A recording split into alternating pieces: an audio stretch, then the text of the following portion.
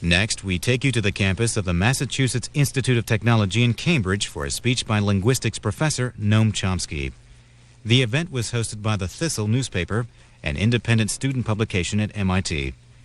Professor Chomsky's remarks are titled Prospects for Democracy. The event lasts 3 hours.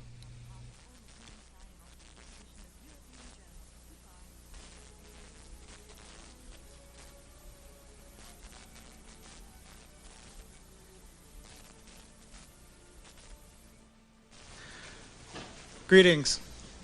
On behalf of everyone in the Alternative News Collective, I'd like to welcome you to tonight's talk by Professor Noam Chomsky on the prospects for democracy. First, I'd like to thank all the people from the alternative media who are here tonight to bring this talk to a crowd much larger than the people that are in this room, including the folks from C-SPAN who will be airing this talk a few days from today.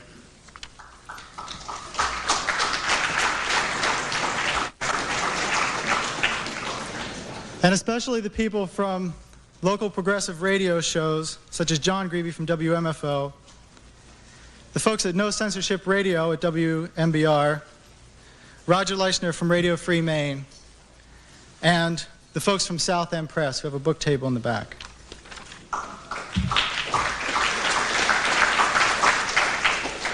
Before the lecture begins, a few members of the Thistle would like to tell you about the Alternative News Collective, what we do, and the gains that we've achieved over the last 7 years.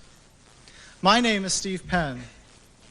In 1987, Rich Cowan, Gloria Lee, and I founded the Thistle. For the first 2 years, a collective of about a half a dozen of us operated the newspaper without an office, without any equipment, and without any funding. Each month, we produced the paper after hours, at night, in unused offices and lab facilities around campus, often beginning our work at midnight and finishing at dawn. Today, thanks to the hard work and abundant talent of scores of MIT progressive students, some of whom you'll hear from tonight, and many of whom are scattered across the audience and across the country, the Thistle has grown into a fortnightly newspaper providing MIT and the Cambridge communities consistent, hard-hitting, progressive journalism every 2 weeks during the school year. But the Alternative News Collective does more than just publish the Thistle. We also work hard in assisting other progressive groups at MIT and in the surrounding community in their efforts to have their voices heard. These efforts often take the form of special issues, such as the Be Glad issue, a special issue of the Thistle, which is entirely written and produced by members of Gamut, gays, lesbians, bisexuals, and friends at MIT to celebrate Be Glad, the Bisexual, Gay, and Lesbian Awareness Days. And by the way, the Be Glad issue is out tomorrow, and I suggest you all pick it up because it's one of the most interesting issues of the year. We also take an active role in many campus and community political campaigns, like opposing the Gulf War or fighting sexual harassment on campus. And we co-sponsor community events like this one, bringing community groups into the facilities of MIT and giving the MIT community a chance to hear many of the progressive voices in the community. But the Thistle also has a national effect. The Thistle is currently the largest radical student newspaper in the U.S. I should be happy to say that, but I'm not. The Thistle only comes out once every 2 weeks. We usually produce a 12-page issue. That's all we can manage right now, and we're the largest. Campus journalism faces increasingly difficult odds, and they need your support. Our counterparts on the right have a very large amount of support. The Madison Foundation is willing to fund and set up campus newspapers around the country. They started with radicals such as the Dartmouth Review, but it's spread. A few years ago, there were 30 such papers. Now there are more than 50. And in the meantime, radical student papers, which had a peak during the Gulf War, have now declined. Now there are a few dozen around the country. And it's not just the right. The increasing commercialization of college campuses have made it difficult for papers to start up because Budweiser is willing to fund student newspapers that drop thousands of issues on campuses. Students are deluged with information about Spuds MacKenzie and what eyeliner I should wear. They're deluged with information that means nothing about what's happening in the lives of people. The Thistle works only on the campus and in the community because that's all we can afford to do right now. But with your help, we'd like to make the investments and start the programs that have the effects of the Thistle go much farther than simple talks like this and the newspaper we put out every 2 weeks. To talk about some of the projects that we have put forth in the past few years is Jennifer Carson.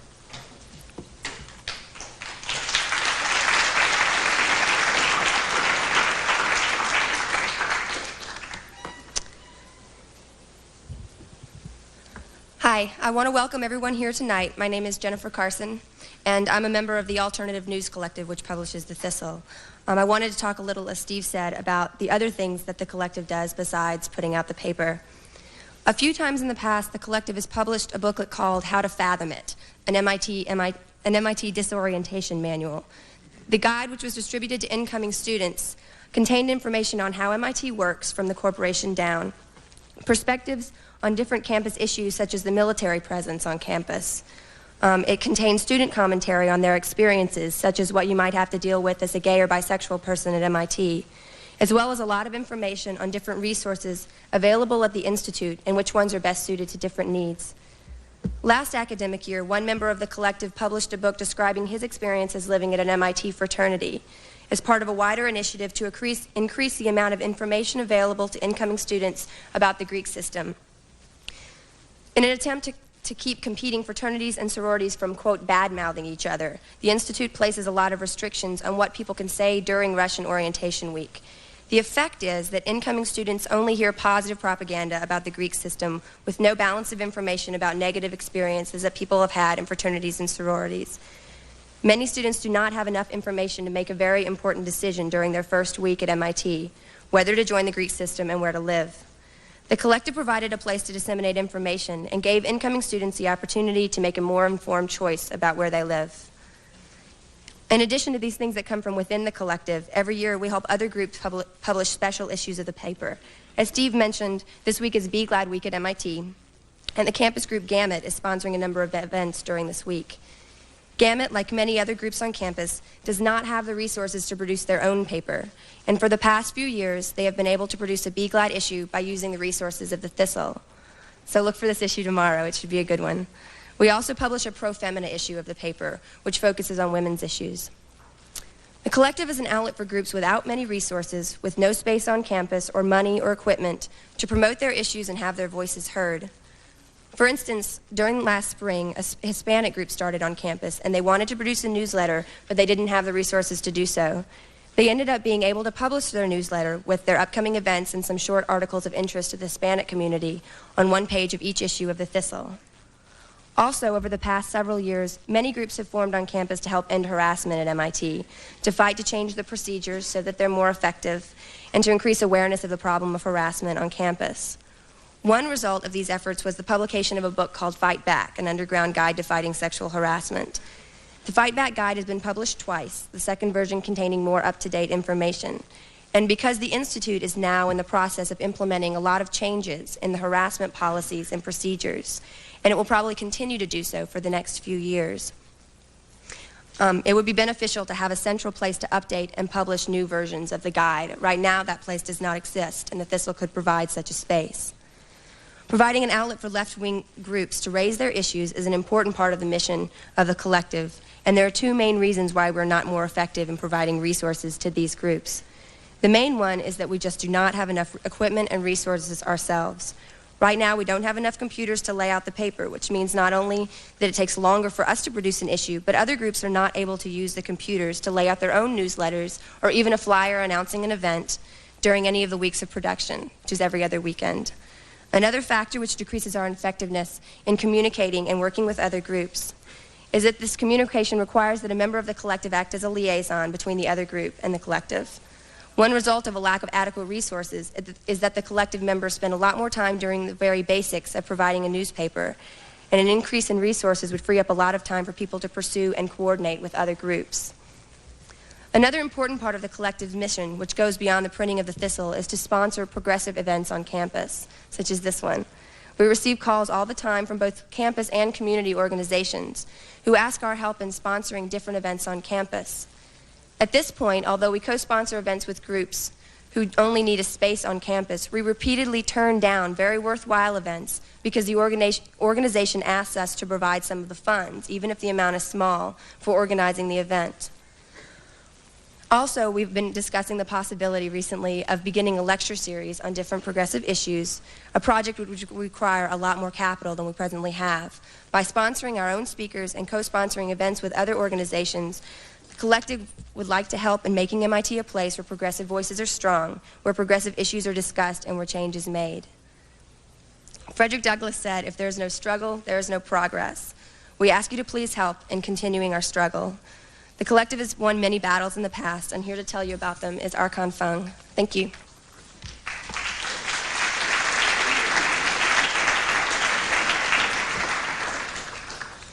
Hi, my name's Archon. I'm also in the Thistle. I want everyone first to give a big hand to yourselves for coming to our fundraiser. A big hand to Steve Penn, who organized this event with his characteristic enthusiasm and energy. And most of all, to someone who over the years has given us his invaluable spiritual support, moral courage, and intellectual leadership, Professor Noam Chomsky.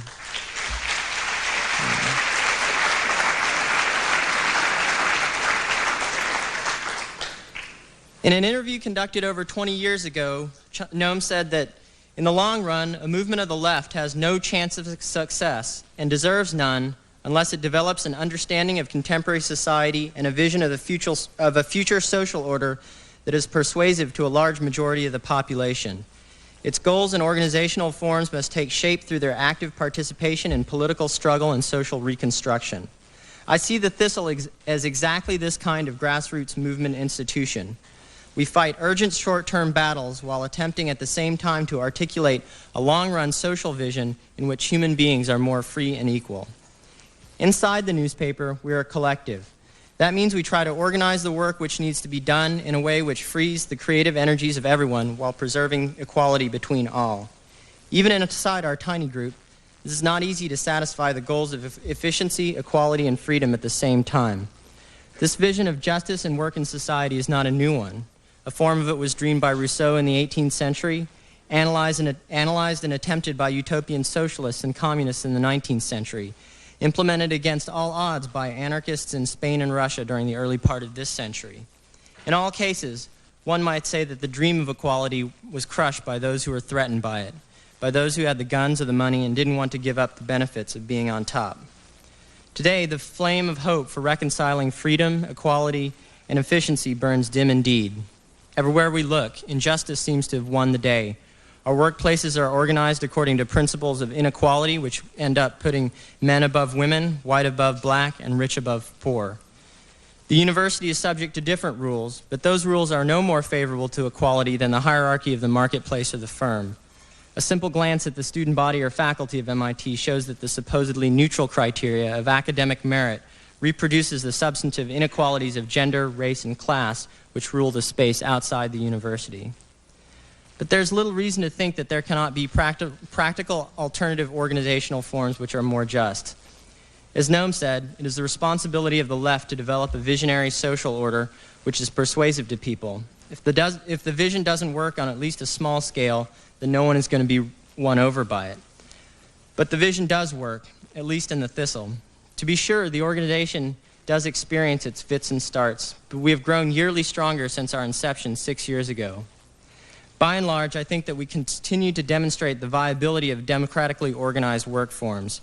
Part of the vision which we are proud of and which we are asking you to support tonight is the remarkable fact that our organization can put out a regular newspaper while maintaining equality between and freedom of its members. But the point of the Thistle is not merely to serve as an example of successful democratic organization. We exist primarily to effect reform at MIT and the world. One philosophy behind the newspaper is that we are a persistent left-wing institution supporting a broad progressive agenda. Since we are not campaign or issue-oriented, we are positioned to respond to many kinds of political threat and seize opportunities to advance progressive principles whenever they arise. The Thistle was born in 1987 in the heady days of the South African anti-apartheid campaign, which was sweeping American universities. Students in the anti-apartheid movement at MIT found that the mainstream paper here would not publish their views or their articles, so they organized the Thistle. The Thistle and its founders went on to play a central role in the MIT anti-apartheid campaign by educating the student body, organizing demonstrations and disobedience, and pressuring the MIT Corporation to divest its investments from South Africa. In spite of supporting petitions and votes from the student body and the faculty, the corporation did not divest. Their refusal made plain to everyone the anti-democratic nature of MIT. And the recent history of South Africa suggests that we are right in our convictions, and the members of the corporation will have to live with the knowledge that they sided with the forces of racial oppression in that troubled country.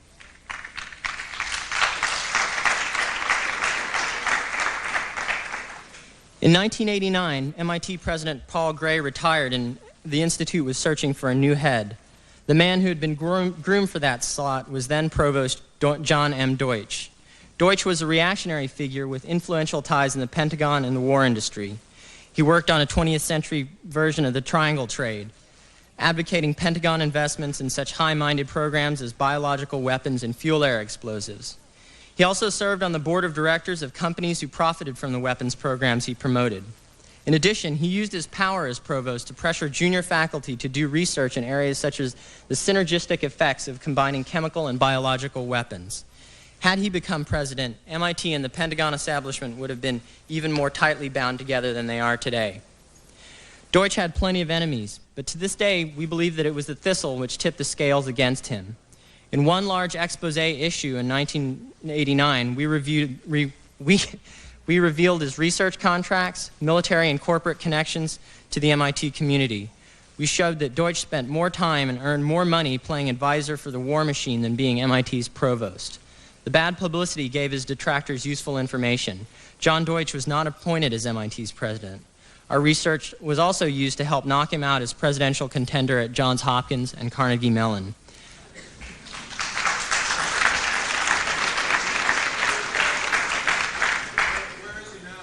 Mr. Deutsch is today Assistant Secretary of Defense for Procurement.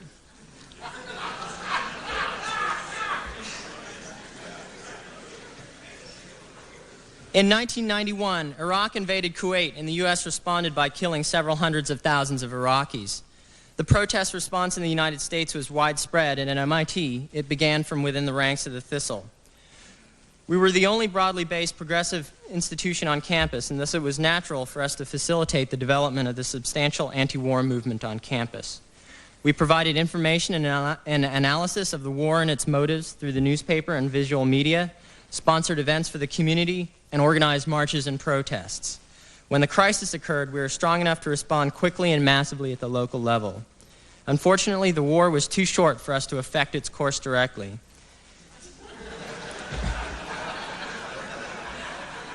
However, the protests which swept the country that grim winter were enough to persuade those who would wage wars in the future that they will not be able to maintain domestic political support for a protracted war of aggression in the years to come. Just last year, we played a part in forcing Dean Jim Toohey, ex-Dean Jim Toohey, of residence and campus activities to resign from MIT. This dean's responsibilities included handling sexual harassment cases between students and in his section. It turns out that a restraining order was filed against him by a woman with whom he had had an affair. In our judgment, a person with such personal liabilities was unlikely to be an effective adjudicator of sexual harassment or other discipline cases. So he wrote a front-page article which exposed the scandal. People in the administration had caught wind that the scandal was about to become public knowledge, and Toohey was pressured to resign the night before the issue hit the stands. In addition to these specific campaigns, a major part of our mission is to support other progressive groups and to forge links in a broad political coalition. To that end, every year we assist the gays, lesbians, and bisexual student group in the production of the Be Glad issue. Every year, this issue shocks and outrages homophobes and challenges the assumptions of sexual correctness in this hegemonically heterosexual society. In the past, we have also assisted women's groups at MIT and Wellesley in the production of their own newspapers, and we recently featured a special issue on Black History Month. These are some of the ways in which we at the Thistle try to combine the short-term imperative of political response to crisis with the long-term vision of creating a social order which is more free and equal, and therefore more just. Now I'd just like to say a few words of introduction to Noam Chomsky. Noam has not only fought for these same goals of freedom and equality tirelessly his entire life, he's inspired countless others to activism through the force of his example. I first met Noam when I was a sophomore at this institution in 1988, when I took his class, Intellectuals and Social Change.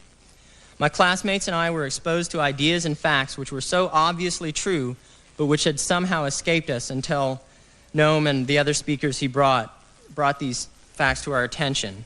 What eventually emerged from the analysis of distribution of wealth in America, the institution of the mass media, the bloody history of U.S. foreign policy in the world, was a damning critique of the society in which I lived. And like some religious revelation, life could not continue in the same way once I acknowledged the fact of such massive injustice. A frank acknowledgement of the state of the world demanded personal political action. And my experience is not unique. Fully one-third of the students in Noam's class that year now incorporate political activism as a major part of their lives. They say that great people are measured by the degree to which they change their times and the integrity with which they fight. Noam Chomsky certainly breaks the scales on both counts. He has changed our way of thinking about the conduct of the United States government in the world and at home. He has taught us how the media distorts the truth of events and how this distortion bolsters powerful interests in society. He has brought to our attention the countless tragedies which might have gone otherwise unnoticed by we in the rich Western world, such as the slaughter in East Timor. And he has forced us to look within ourselves to see the mark of complicity and urged us to do something to rectify that evil. His unwavering intellectual honesty, combined with tireless individual effort, shines out as an example of what one person can do to make the world a better place. Ladies and gentlemen, Noam Chomsky.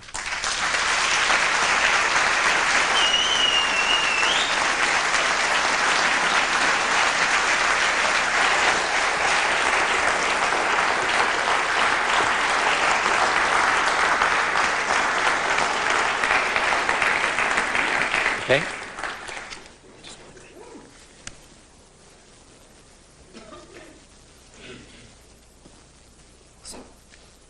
Properly wired up. You guys turn the thing on in the back. Got to make sure we're at MIT. Lots of wires sticking out. Begin with a few simple observations.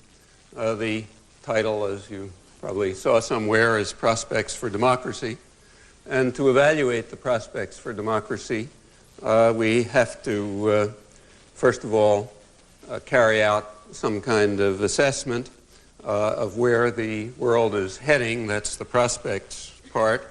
And crucially, we have to decide what we mean by democracy, which is a term that is used in a wide variety of ways.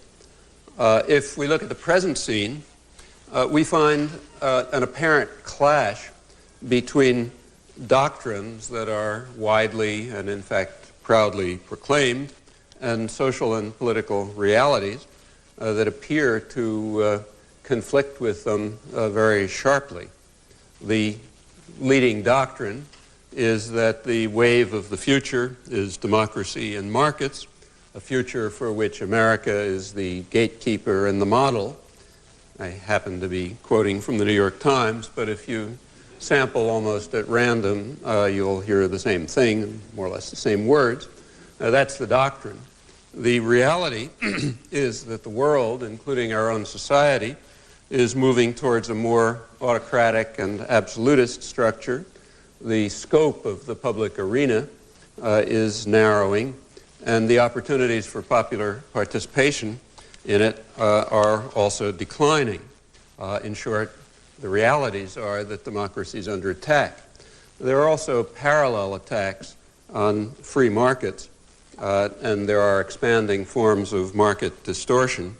It's an interesting topic, but not tonight's topic, so I'll put it aside and keep to the question of democracy, the other half of the story. Well, I said that the doctrine and the realities are apparently in conflict.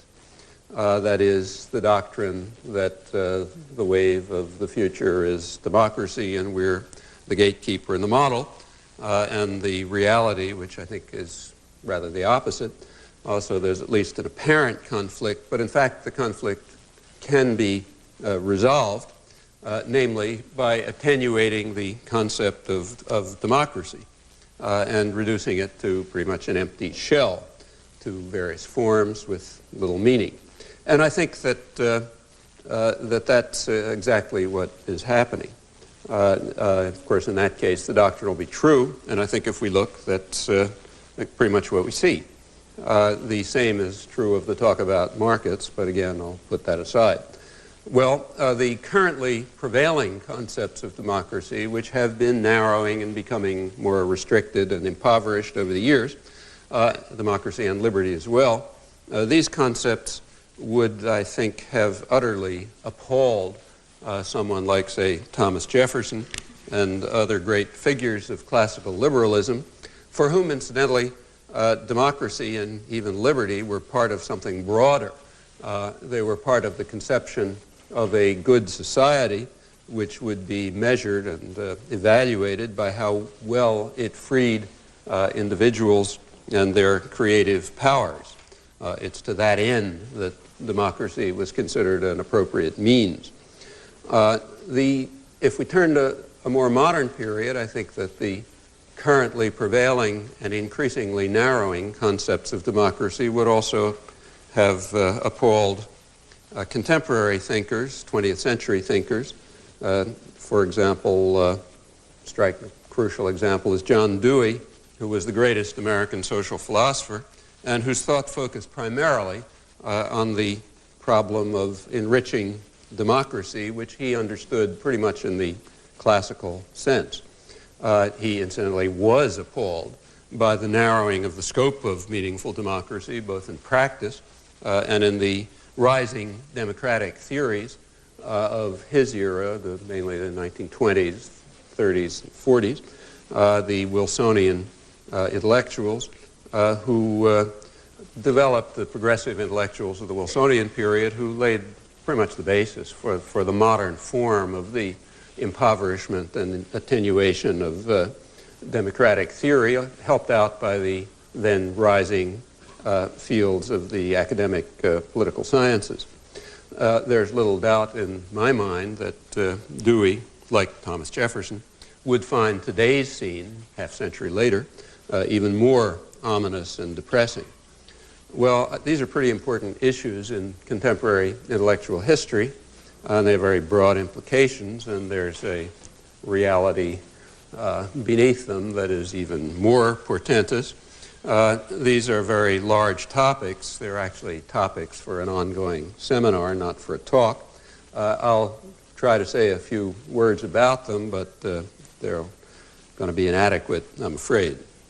Well, to begin with, notice that just about every society calls itself, contemporary society, calls itself democratic. Actually, every contemporary society also calls itself egalitarian. The question is, equality of what? As is discussed in an interesting book by Harvard economist Amartya Sen that came out recently. So in our doctrinal system, we're supposed to insist upon equality of opportunities, one particular form of equality. Others call for other forms of equality. I stress our ideology. The reality is something else, as usual. Take, say, the old Soviet Union. The old Soviet Union consisted of countries that were called people's democracies, and in fact described themselves as the highest form of democracy.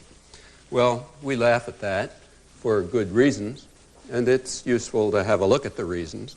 It's not that they didn't have elections. In fact, they did have elections. They could have even made the elections free in the sense that anybody who wanted to could say, I'm a candidate, and could even be listed on the ballot. Nothing significant would have changed. The reasons were several. The primary reason was that the basic decisions, the most important decisions about how the society worked, were not in the public arena at all. So it didn't matter much who voted and who ran. The basic decisions were made by a military bureaucratic elite, including crucially decisions over the economy, decisions over what was invested and what was produced, and how commercial interactions and so on. In fact, the basic decisions are at the core of any society, surely any modern society. They were out of the public arena entirely. And that had a lot of consequences. One consequence was that information was quite narrowly controlled by the very same hands, namely by those who had the resources and the power to impose decisions on how they were used.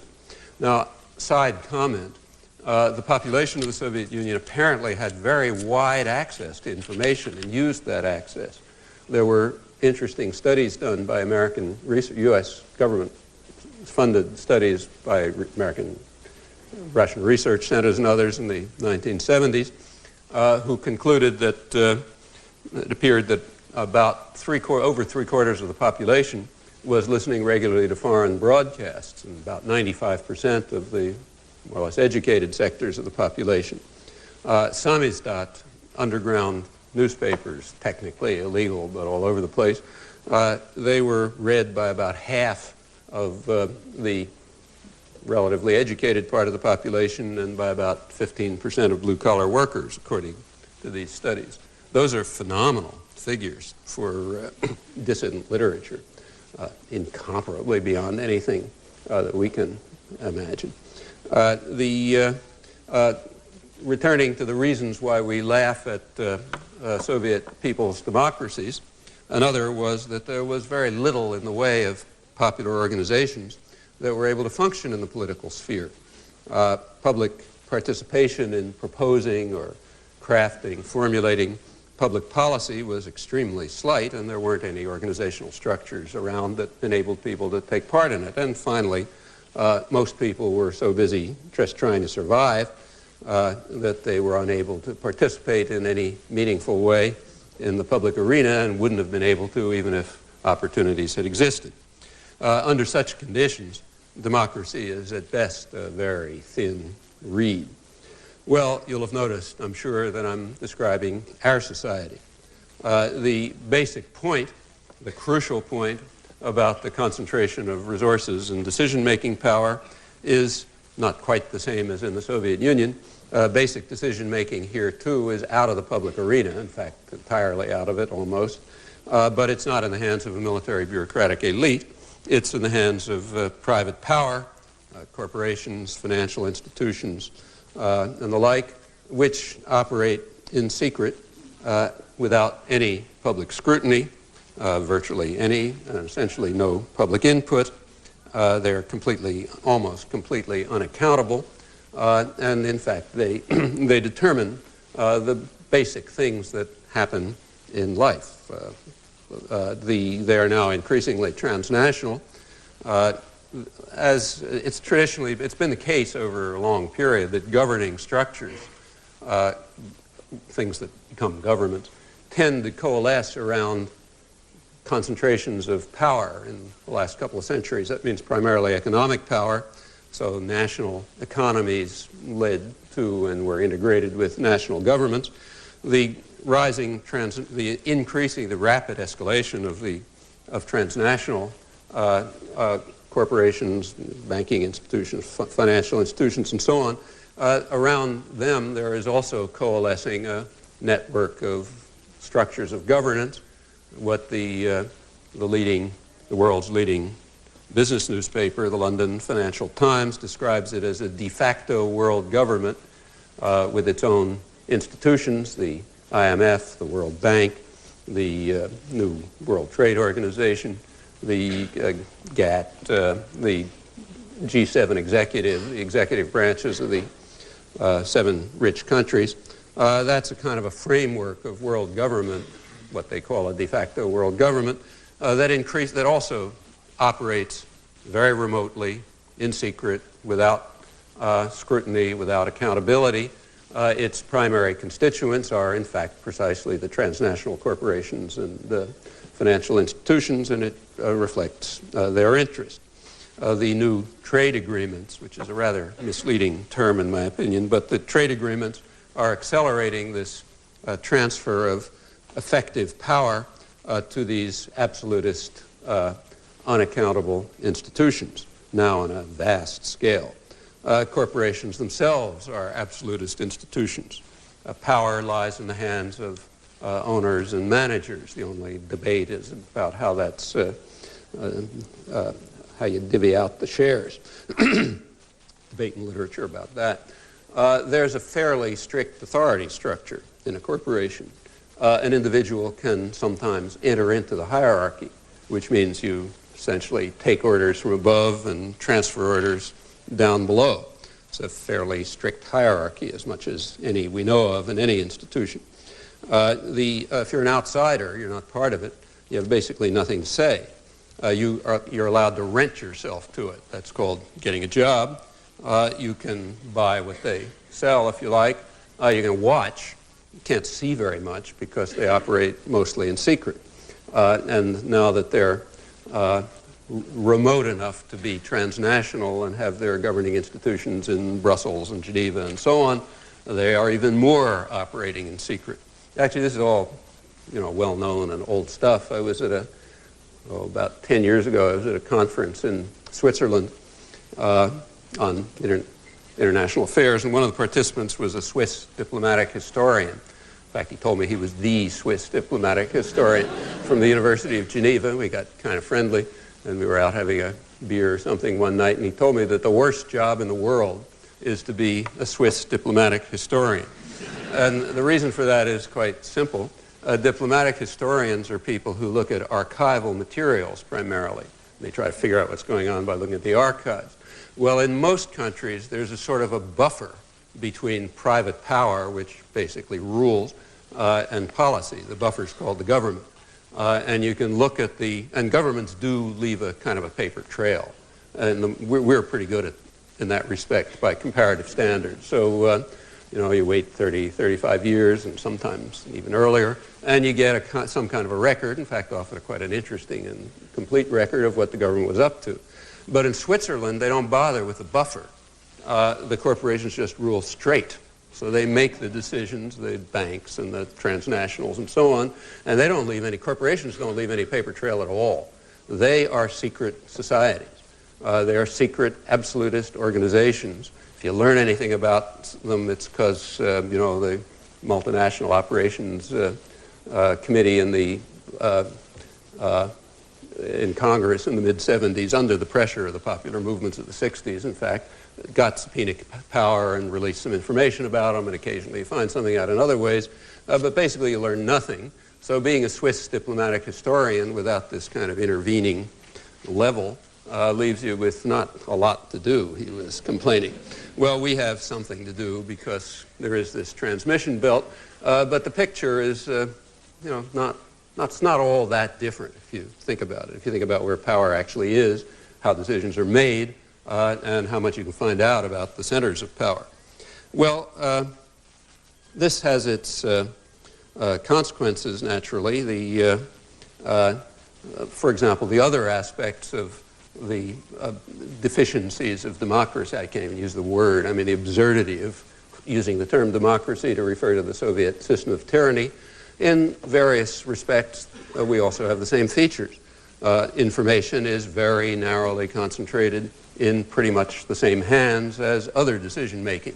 The major media are just huge corporations selling, people like you selling audiences to other businesses, to advertisers. And that sets the framework within which most of the rest operates.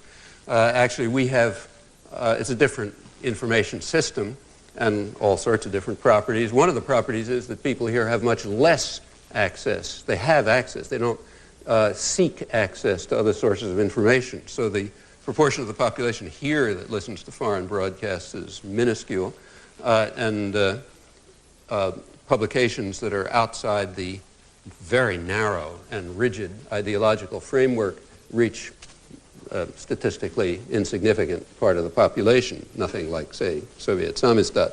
There are reasons for that, and they're interesting ones, but again, that's another topic. With regard to popular organizations that permit the people to function in the political sphere, there's very limited. We don't have functioning political parties. We don't have political clubs. There's very little in that way, and furthermore, most people are indeed so busy trying to survive that even if such organizations existed, and even if information were readily available, there'd be a limited amount that they could do with it. And under such conditions, again, democracy is a fairly thin reed. I don't want to suggest that here it's like under Soviet tyranny, but some of the structural properties are quite similar and worth thinking about. These are the kinds of reasons why classical Democrats and libertarians were so hostile to corporate power. Now, they didn't really see it. They were on the classical period. I mean, people like Thomas Jefferson, they were only witnessing the very early incipient moments of what was going on, but enough to see it and not to like it.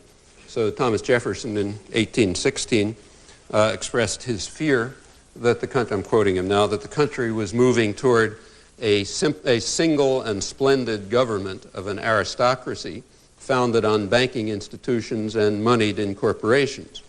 And if that tendency, which was just beginning, continued, he said, it would be the end of democracy and freedom.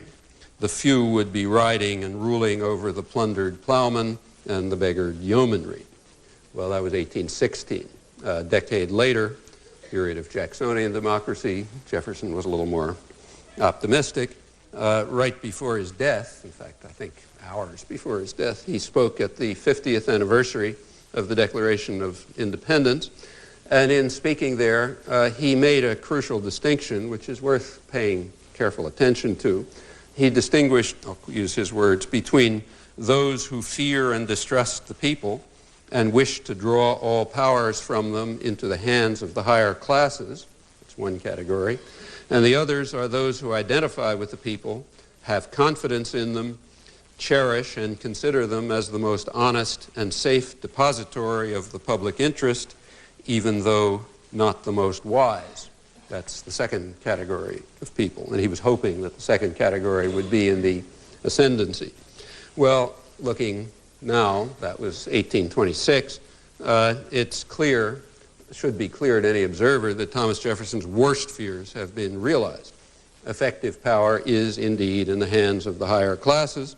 The early institutions of banking institutions and moneyed in corporations that he was concerned about are now vast in power and control and dominate the decision-making system, essentially in secret. And modern democratic theory, interestingly, has veered very sharply from Jeffersonian ideas, and in fact is precisely based on fear and distrust of the people, who must not be allowed to determine public policy or enter into the public arena because, as contemporary thinkers put it, they are too stupid and ignorant. They agree with Jefferson only on one point, that the people are perhaps not the most wise, but they disagree with him on everything else. And that's rather important. I'll return to that. Well, if we go back earlier, say half a century earlier, to Adam Smith, he was describing a world that is very different from ours, so much so that the descriptions and the explanations really don't carry over very well, but the ideas do. He lived too early to see the autocratic structures of modern industrial capitalism, and he didn't anticipate their development. But he was already, at that period, very much opposed to joint stock companies, what we nowadays call corporations. And he was particularly opposed to them if, as he feared might happen, they would become personified and made permanent. That is, they would gain the status of immortal persons, in effect, with all the rights of persons except immortal. And that, in fact, is exactly what happened in the 19th century. If you look at one of the major parts of American 19th century history, is the creation of corporate power by government decision and the turning corporations, which used to be sort of public interest groups, like build a bridge or something, into immortal persons with the rights of persons, which if you have corporate power means vast rights, well beyond any real person. That didn't happen through the democratic process.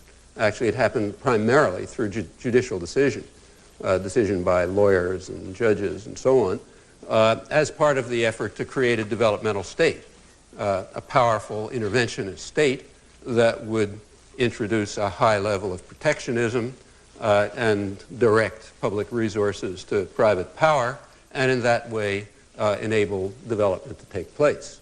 Incidentally, that's the only way in history that development has ever taken place, from England up to South Korea and Taiwan, and there's some lessons there too. The prescriptions that contemporary economic ideologues, whatever you want to call them, offer to underdeveloped societies have the interesting property that they are refuted 100% of the time. If you can find one case in history of a society that's developed by those rules or even marginally using them, it'd be interesting to hear about it. Nobody's come up with one yet. There are cases of societies that have followed those rules, and they're mostly basket cases. Again, something worth looking at when you read primers on free trade and so on the front pages of the New York Times. Well, again, that's that other topic I'm not talking about. The judiciary in the 19th century did create the permanent, the immortal persons that Adam Smith was so concerned about. And again, his worst fears were realized. Adam Smith, though again, it's a very different world that he was describing, and the arguments don't, you could argue about whether they went through for his world, but they don't go through for ours. Nevertheless, the ideas are interesting, and the beliefs, and worth paying attention to. This is part of the system of classical liberal thought, the basis for modern libertarian theories of freedom and democracy. He held that markets could function properly only under conditions of relative equality. And he also thought, and gave a long argument to try to show, that liberty would lead to equality. Either to perfect liberty would lead either to absolute equality or to continual tendencies toward equality. And insofar as we don't attain that state of equality, or near equality, insofar as that's not realized, that simply indicates that we've not attained the state of liberty, of perfect liberty. Well, of course, the discrepancies are vast and growing, and that gives you a measure of how far we are from liberty in any sense that someone like Adam Smith would have recognized. He held, in fact, that only under conditions of relative equality and tendencies toward equality would market competition be efficient or fair, and thus able to contribute to its further ends. The market was no end in itself for people like Adam Smith. The further ends were realization of human capacities and potentialities, and a market could contribute to those ends insofar it was relatively equal, as the outcomes were relatively equal, and that he thought would happen under conditions of liberty. Otherwise, you don't have liberty. The very foundation of liberty in Adam Smith's view, and it's the standard Enlightenment thinking, is the right of every workman to the fruits of his own labor. That, he said, is sacred and inviolable.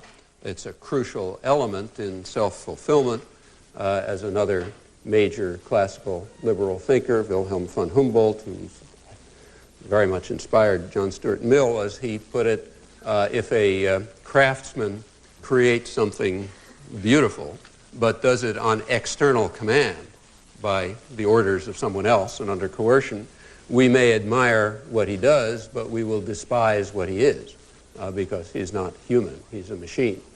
Adam Smith held the same view.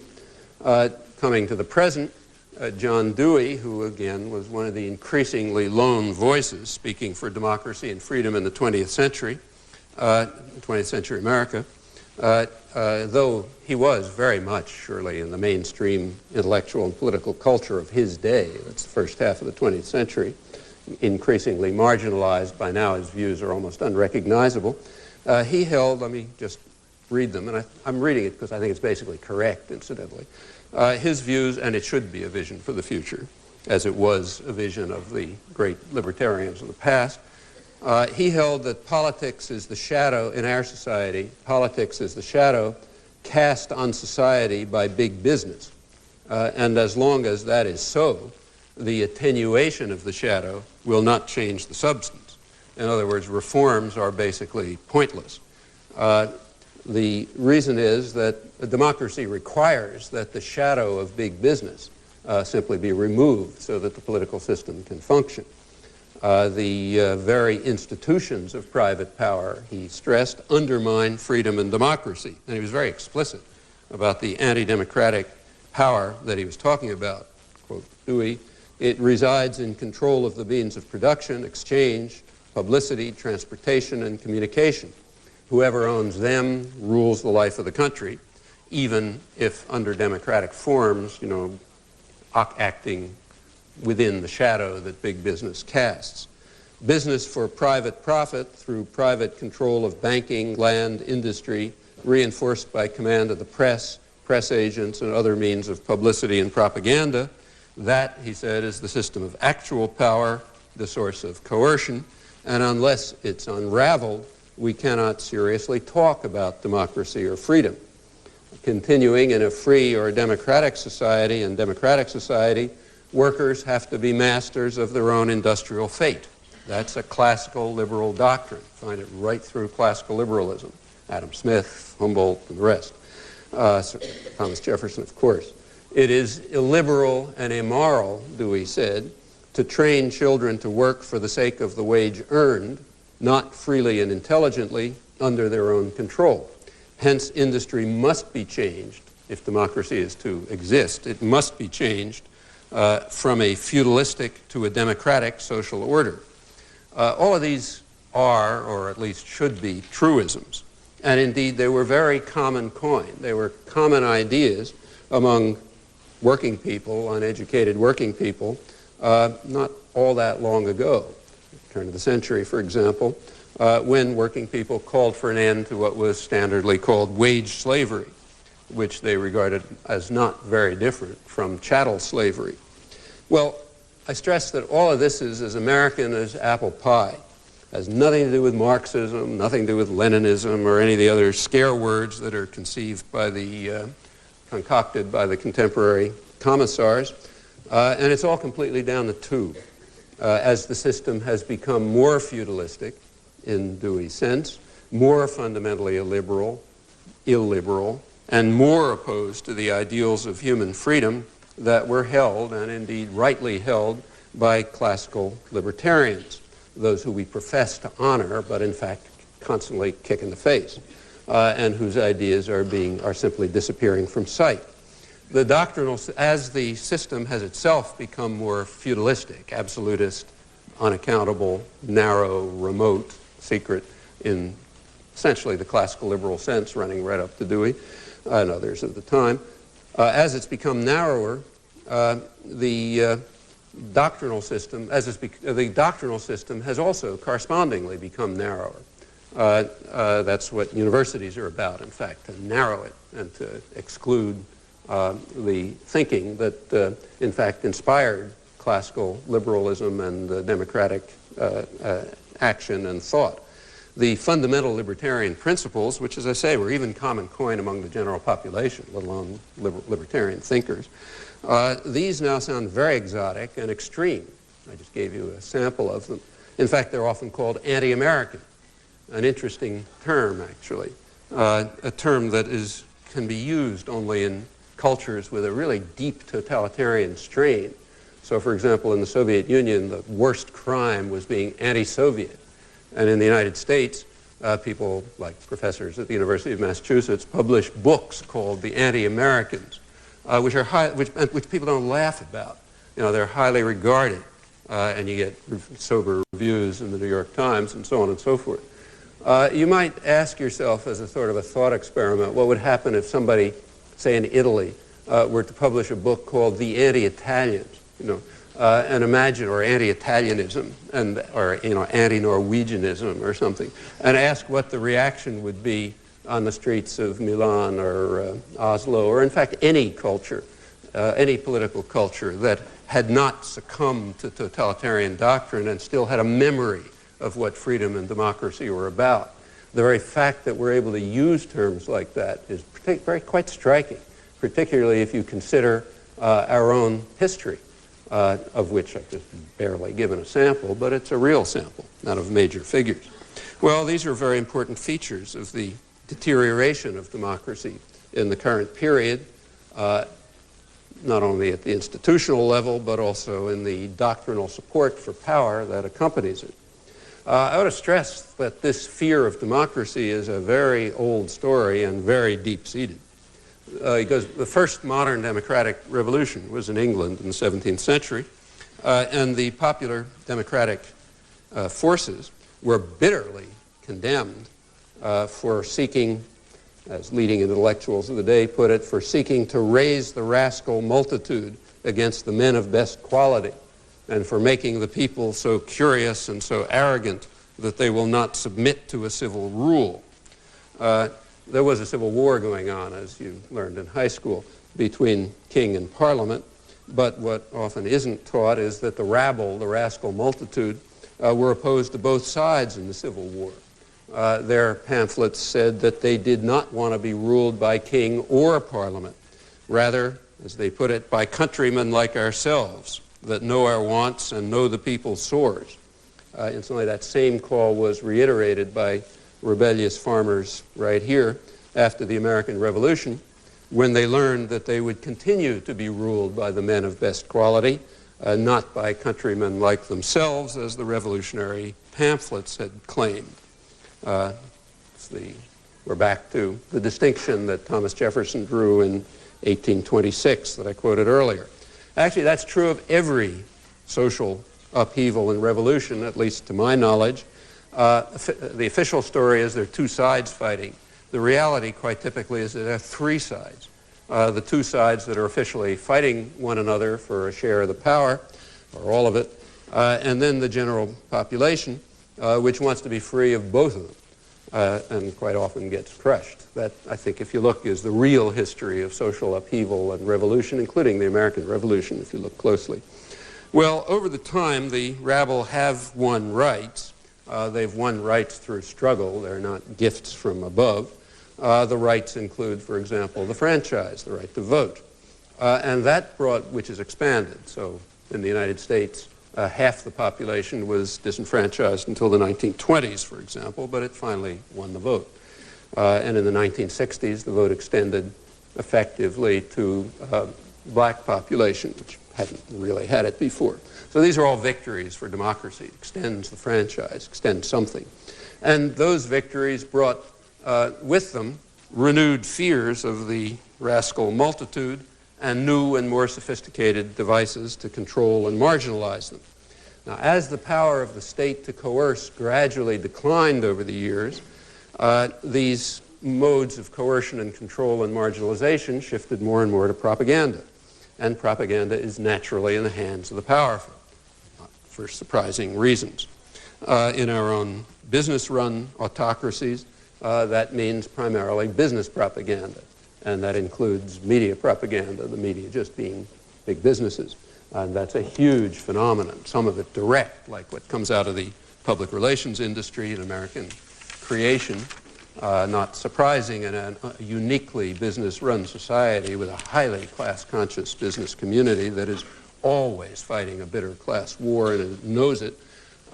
So straight out of the public relations industry, and then out through its various outlets, including a good part of the media and the academic profession and so on. The leading student of 20th century of business propaganda, an Australian, Alex Carey, who's written very interesting things about the United States and is unknown here, he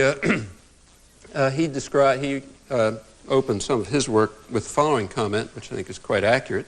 He says, the 20th century has been characterized by three developments of great political importance. The first is the growth of democracy. The second is the growth of corporate power. And the third is the growth of corporate propaganda as a means of protecting corporate power against democracy. Now, that's quite right. And that's, in fact, the new version of the methods of the fear of the rascal multitude and the methods of controlling them. And we see that if we look at recent American history. So start with, say, the First World War, which was important. The First World War taught quite important lessons in this regard. Woodrow Wilson created the first official government propaganda agency, the Creel Commission, designed to try to drive what was in fact a very pacifist country into war. He was particularly aided by the people who modestly called themselves the most intelligent members of the society, the liberal intellectuals, who took pride in the fact that for the first time in history, a population had been driven into war not by generals and other rotten people, but by the smart guys who perceived that it was the right thing to do. In fact, what they were doing was disseminating fabrications concocted by the British Ministry of Information about, Belgian babies with their arms ripped off and various other propaganda that was designed by the British, as they put it, to try to control the thought of the world. Well, the ones who they were most easily able to control were the most intelligent members of the society here, self-designated, namely the serious intellectuals who propounded all of this stuff with great sobriety and later took great credit for what they'd achieved. Whoever owns this is going to get a bit of silence. This was quite successful, this business propaganda, and it impressed people. Woodrow Wilson himself was called the great generalissimo of the propaganda, on the propaganda front, a phrase that was used by Harold Lasswell, one of the leading figures in contemporary political science, the founder of the modern field of communications and so on, who began a very influential career by studying wartime propaganda. The success of the Generalissimo was substantial, and it impressed several audiences. One audience that it impressed was the most important one, the American business community. It gave a big shot in the arm to the public relations industry. It had existed, but it really took off, very much influenced by the successes of the Generalissimo. In fact, the Generalissimo of corporate propaganda, Edward Bernays, who lived here, was part of the was in the Wilson propaganda agency, and he learned a lot from it. He developed the ideas, which he later propounded, which were that the essence of democracy is propaganda, what he sometimes called the engineering of consent. And it's quite obvious who's going to do the engineering, but though obvious, unsaid, because that's not one of the things you're supposed to say. Another person who was quite impressed by the successes of Anglo-American propaganda was Adolf Hitler. If you read Mein Kampf, you'll notice that he thinks Germany's defeat in the First World War was in large part due to the inability of autocratic, authoritarian Germany to compete on the propaganda front with the democratic societies, which really carried out thought control much more efficiently and effectively. He's actually quite right about that. And in Mein Kampf, he sort of promised next time around, they'd have their own propaganda agencies. Whether they succeeded equally to ours or not, is another question. But again, we'll put that one aside. A third audience that was deeply impressed were American intellectuals, people like Harold Lasswell, for example. They were not particularly cognizant of the fact that they were the main victims of the propaganda. That sort of was true, but you don't want to think that about yourself. Lasswell was the author, for example, of in the Encyclopedia of Social Sciences in 1933 or 34, he was the author of an important article called Propaganda. In those days, people were a little more honest. We don't use the term now. We use other terms, like journalism or something like that. But in those days, they were pretty straight. It was called propaganda. And he recognized that propaganda is necessary in any society, and more necessary in a society that's more free. The logic is sort of obvious. If you can control people with a whip, you don't really care all that much what they think. I think that's probably part of the reason why the Soviet Union wasn't very repressive with regard to, say, samizdat and foreign broadcasts. They were to an extent, but nowhere near what they could have been, because it really didn't matter all that much. You got a bludgeon over people's heads. Here it matters a lot more what people think, so propaganda has to be far more sophisticated and much more intensive, as Lasswell and others realized. Propaganda, he wrote back in the 1930s, is a new technique of control of the general public, who are a threat because of what he called the ignorance and stupidity of the masses. And we must not, he said, succumb to democratic dogmatisms about men being the best judges of their own interests. We are the best judges. That you'll recognize from the two alternatives that Jefferson counterposed in 1826. I won't reread them, but notice that Jefferson's worst fears became the credo of the modern liberal intellectuals. In fact, of the intellectual community rather generally. Bolshevism is a subcase of this. Not very different if you think it through. A fact which was long noted by libertarian, by anarchist thinkers, and in fact predicted by Bakunin long before the Bolshevik Revolution. He predicted that there'd be two forms of modern intellectuals, what he called the red bureaucracy, who would use popular struggles to try to take control of state power and institute the most vicious and ruthless dictatorships in history, and the other group who would see that there isn't going to be an access to power that way and would therefore become the servants of private power in state capitalist democracy, where they would, as Bakunin put it, beat the people with the people's stick. You know, talk about democracy, but beat the people with it. That's actually one of the few predictions in the social sciences that's come true, to my knowledge, and a pretty perceptive one. Well, that's the credo of 20th century intellectual life to quite a remarkable extent, and it shows how much we have declined since Jefferson's day. Jefferson was hoping that the alternative would turn out to be true.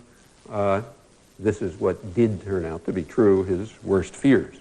This should be part of intellectual history in a free society. It's the kind of thing you ought to learn in elementary school.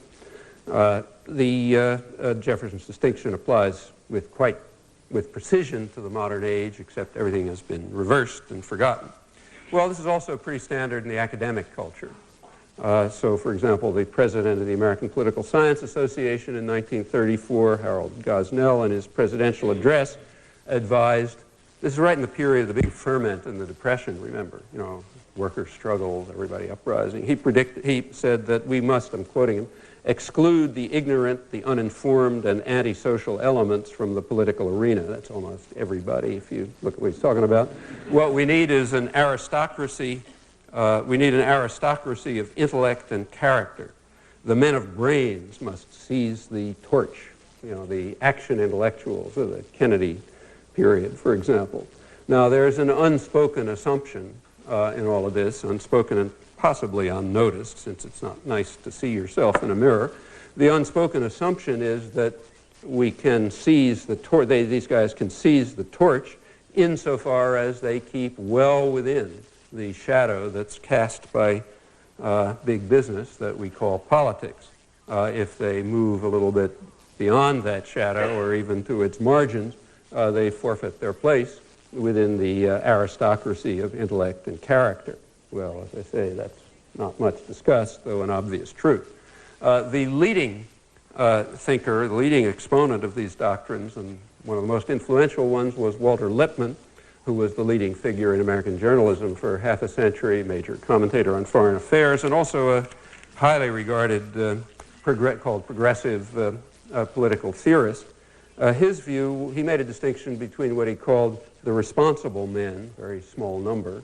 He was, of course, one of them. Everyone who presents the views is always within the group of the men of best quality and, you know, the aristocracy of intellect and character and so on.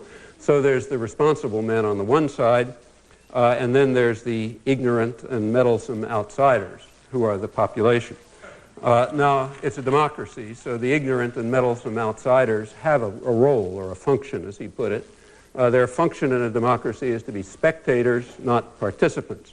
But they are allowed to, as he put it, lend their weight periodically to one or another member of the responsible men, the men of best quality. That's called an election. And then they're supposed to go home and, you know, watch the Super Bowl or whatever the equivalent was in the 1920s. Well, let me stress that I'm talking about the center. This is the liberal, pragmatic mainstream. The spectrum extends in both directions. Toward the more libertarian end, it extends in his day, for example, to John Dewey with his roots in classical liberalism. Toward the more reactionary end, it includes pretty much the mainstream business community, which has enormous fear of the rascal multitude and has its explicit political representatives, for example, say both in the political system and the ideological sphere, the Reaganites, the people who are funding those journals that Archon or somebody mentioned before. Their view is that the population shouldn't even be spectators. That's too much. They should be completely outside. That's one reason why the Reaganites were so committed to protecting an increasingly powerful state, because they were statist reactionaries. They believed in extremely powerful and interventionist state intervening in the economy and overseas, but it should also be protected. So they instituted unprecedented censorship. The first government propaganda agency since Wilson, this time illegal because laws had changed. They went for clandestine operations, big, as you know, huge clandestine operations, reached new peaks. Clandestine operations are operations undertaken targeting the domestic population. Everybody else knows about them. It's just the domestic population that doesn't. That's the respect in which they're clandestine. There are very interesting counterparts to this in corporate propaganda. I'll read you a couple of examples if you're interested. They're kind of interesting to look at, rather well crafted, but I'll put aside time being tight. Well, that's basically the spectrum. At the libertarian end, you have extremists like Thomas Jefferson and Adam Smith and John Dewey. That end has been pretty much sawed off. On the rest of it, is the spectrum lies between, say, the generalissimo of propaganda and his administration. That's kind of like the center, Lippmann, Bernays, Lasswell, the concept of engineered consent and elite control. And then you go all the way off to the right, like, for example, the Reaganites, who don't think even the spectator role is too much. I mean, they're basically Stalinists, adapted to our political system. Well, the end of World War I, the generalissimo had some work to do. There was a lot of ferment. There was labor organizing, strikes, political thought, and so on. That had to be squashed. So the liberal Wilson administration conducted a very violent and repressive Red Scare with the support of the liberal press and so on. And that worked quite well. It led to a decade of quiescence and subordination to business control. And that's when these mainstream views of the Lippmann, Lasswell type, Bernays type flourished. In the 1930s, during the Great Depression, the quiescence broke. People became active again and thoughtful, entered the political arena, began to organize. Actually won some victories. In 1935, labor finally won the rights that European labor had won half a century before, namely the Wagner Act, the right to organize. Now that victory for working people and democracy sent a real chill through the business community.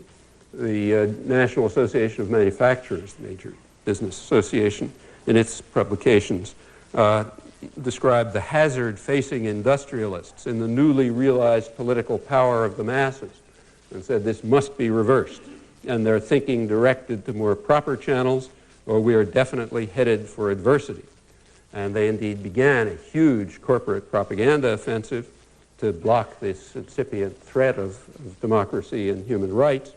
The World War came along and put it on hold for a while, but right after the war it took off. Huge corporate propaganda offensives. That's one of the reasons why the United States is essentially off the spectrum of industrial societies on things like health and social contract and labor rights and so on. The right to organize was essentially destroyed by 1948. And by then the game was pretty much over. This is incidentally all pre-McCarthy. McCarthy was a kind of a latecomer. This was led by a spectrum of liberal Democrats attacking independent thought and people a little further over to the right undermining unions and social policy and so on. McCarthy sort of picked it up and turned it into something obscene, but was bad enough before, and essentially was all over by the late 40s. Well, the labor victories were reversed, and there was a major attack on independent thought. That led to the 50s, which were very quiescent, rather similar to the 1920s. Incidentally, there's been a recurrent pattern through American history. Democratizing tendencies, repression, and quiescence, and then things blow up again. At that time, there was a lot of new technology that helped, and that has a lot of bearing on the present day. So in the 1920s and the 1930s, radio was coming into existence. Radio, everybody recognized as a public resource. You know, it's not like shoes. There's a fixed band that's going to be government regulated. Everyone knew that. The question was, where will it go? Will radio be assigned to the public interest, meaning public radio, hence democratic to the extent that the society is democratic? You know, that's one option. The other option is just handed over to private absolute power and turned into a device for propaganda and profit-making by the private sector. Well, just about every country in the world, maybe everyone, I don't offhand know of an exception, went the first way towards making it a public resource. The United States went the second way, became a private monopoly, virtual monopoly. I mean, like a college radio station could have a, you know, little station that you could hear for 3 blocks away or something. But it was this issue was struggled about. Labor groups, church groups, other public interest groups sought to put the United States within the mainstream of Western society, and they lost. They lost flat out. That's a reflection of a lot of other things, the extent to which we are indeed an unusual society with a highly class-conscious business community, always fighting a vicious class war, and very well aware of it. These quotes that I read from the National Association of Manufacturers are quite typical. Okay, that was radio. By the time television came along, it wasn't even an issue. The world went one way, the United States went the other way. That's coming along right today. We're right in the middle of it with the question of this, information highway business. Again, there's a question. Is it going to be a public interest resource serving a democratizing function, as the technology certainly allows, or is it simply going to become another instrument of corporate power and corporate propaganda and thought control and concocting artificial wants and so on and so forth? And the answer to that depends on the balance of forces. The way things now stand, you can predict it's just going to be another instrument of thought control and corporate power, but it doesn't have to be. These are questions of how people react. More other countries, not very different from us, in fact, very much like us, went the other way with radio and television, and we could have too. It's a question of organizing and activism and awareness. One of the reasons for the intensive propaganda is to keep people from thinking about these things. To some extent, it succeeded. There was the 50s were quiescent, very much like the 1920s. The 60s, it broke again, rather like the 1930s. There was a lot of ferment, and it aroused the usual fear. Ever since then, from the early 70s, there has been a major attempt to carry out another Red Scare case, essentially, to beat back the population to conformity and quiescence. It's kind of interesting that this time it hasn't worked. That's one of the maybe the first time in American history where the cycle hasn't really worked out. A rather interesting phenomenon with a lot of consequences. Again, not much time to talk about it. But that's what we're right in the middle of. The new slogan in the early 70s is what was called by the liberals the crisis of democracy. As the chairman of the political science department over at Harvard put it, the Eaton professor of the science of government. I love that title.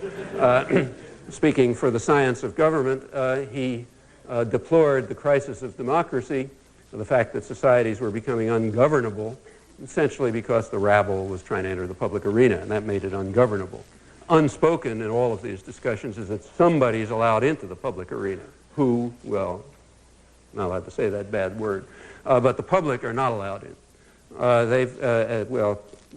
Samuel Huntington almost gave it away. He kind of referred nostalgically to the Truman administration period when Truman, as he put it, had been able to govern the country with the help of a few Wall Street lawyers and financiers. Well, that that's a little kind of on the vulgar Marxist side, and it wasn't quite that, but you get the idea, sort of had the general idea correct. In those days, there was no crisis of democracy. That's exactly the way things were supposed to be. But now there's been a crisis, women and blacks and young people and old people and farmers and all these bad types were trying to enter the public arena to press their demands, and that just made the society ungovernable. It had been fine under, when you had a couple of Wall Street lawyers and financiers doing it. That's the struggle we're right in the middle of. the efforts to restore passivity have been a mixed success, not completely by any means.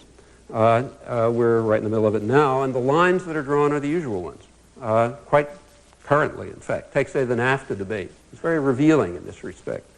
The NAFTA debate, the big issue toward the end of the NAFTA, NAFTA was a major issue for the corporate world. Such a major issue that the media, which usually kind of pretend to be above the struggle, abandoned the pretense, and their class commitments became very explicit. In fact, the New York Times actually used the phrase class lines at one point. That's like a no-no. You're not allowed to refer to that. But it was just too obvious to conceal, as were the commitments of the media. There was a real frenzy about NAFTA, unusual, in fact. And that tells you that something really important was at stake, as it was. A lot of what was important was the attack on democracy, in fact, which is accelerated by these so-called trade agreements. You recall right at the end, when it looked like not such a clear thing, the frenzy mounted to a fever pitch, and it focused on one thing primarily, the fact that labor, working people, were attempting to lobby their representatives. And that was considered an absolute scandal.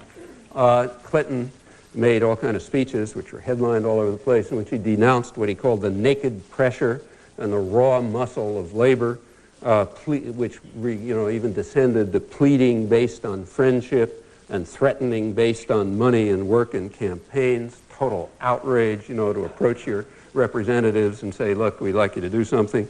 This went all the way over to what's considered the left in the media. So say take Anthony Lewis, who's about as far out as you can imagine and still be in respectable society. He denounced what he called the backward, unenlightened labor movement with its crude, threatening tactics and its fear of change and so on. The whole thing was real hysteria. And it was quite interesting. New York Times last day had an editorial which had in it a box in which they listed people in the New York area who were planning to vote against NAFTA, and they listed their contributions from labor. They said this kind of ominous, raises serious questions about whether they're being honest and so on and so forth. Well, Washington Post did the same thing. That was interesting. Now, as everybody knew, but didn't say until afterwards, when they sort of came clean on it, in fact, they came clean the day after the vote, corporate lobbying was hugely greater than labor lobbying, by an overwhelming factor, as always. And nobody worried about that. They weren't having crude, threatening tactics and all this bad stuff. And there's a good reason for that. Corporate lobbying is not a problem. They are the men of best quality. They are the ones who are supposed to rule. And the responsible intellectuals are their good and loyal servants. So therefore, there's nothing to say about corporate lobbying. We don't object to it. It's when the rascal multitude tries to get in the act that everyone begins to foam at the mouth. They're supposed to submit in silence to the rule of the aristocracy of wealth, and of course the aristocracy of intellect and character, us smart guys who do their work for them. Actually, very little has changed since the 17th century. If you look at the hysteria in the 17th century, among 17th century intellectuals, which I just gave a couple of quotes from, I have a lot more elsewhere if you like, but it reads very similarly to the hysteria today. Say if working people dare, to lobby their representatives. And the reason it's the same is the issues are the same. You can call it a new world order if you like, but it's the same class war, and intellectuals are playing the same service role, the ones who are within the shadow cast by big business, that is, and therefore granted respectability. Departures from this do exist, but they're very slight. All of this helps to explain the enthusiasm for NAFTA and GATT, which the primary thing about them is that they vest far more power in private absolutist institutions, which are completely unaccountable to the public and operate in secret, spawning the de facto world government that the business press openly talks about. And all of that moves us toward, going back to that spectrum on democracy, this moves us toward the reactionary end, the Reaganite end, in which the population are not even spectators. Insofar as power is shifted to the transnational arena with its own de facto world government, you're not even a spectator, because only the most real experts and specialists have any idea, say, what's going on, in the IMF or something like that. Well, that's a great achievement in the destruction of democracy, and that helps explain the tremendous enthusiasm for NAFTA and GATT and other such profoundly anti-democratic developments, also anti-market developments, but as I say, that's another story. Well, finally, just a couple of words on how this stuff works out at our dependencies. Sometimes it's described with considerable candor. Actually, one of the clearest voices these days is a former Reaganite insider, a man named Thomas Carruthers, who was part of the democracy enhancement programs, as they were called, within the State Department in the 1980s. These were hailed with great pride. That makes us, the beacon of the future and all that sort of business. He's written a book and a couple articles about this, and they're informative and honest, rather rueful. He says that the policies were sincere, but he thinks they failed. On the contrary, in my opinion, they succeeded quite brilliantly. But putting aside that judgment, what he describes is entirely accurate. It's just interesting to have it said from the inside. He points out that there was a correlation between democracy in the hemisphere and U.S. influence, namely a negative correlation. Where U.S. influence was least, the steps toward democracy were greatest, primarily in the southern cone of Latin America. Whereas, he points out, speaking from the inside, the Reagan administration strongly opposed the moves towards democracy, tried to back the autocratic governments, which are in fact the residue of the Kennedy liberals, I should say, who were very close to the Reaganites in their picture of the world, remarkably close. The Reagan administration sought to preserve these kind of neo-Nazi states of the Southern Cone, but they failed, and there was a democracy. And then, of course, they took credit for what had happened afterwards. That, in fact, happened all over the place. Where U.S. influence was the greatest in Central America and the Caribbean, the effects were worst. He recognizes that, doesn't draw any conclusions from it, but in fact it's something that generalizes on human rights as well. Another one of those lessons you're not supposed to learn. He then points out what happened. Here's his description from the inside. Washington's, which he opposes, but he says, Washington sought only limited top-down forms of democratic change that did not risk upsetting the traditional structures of power with which the United States has long been allied. It sought to maintain the basic order of quite undemocratic societies because of the deep fear of populist-based change, with all its implications for upsetting established economic and political orders and heading off in a leftist direction. Well, what's a leftist direction?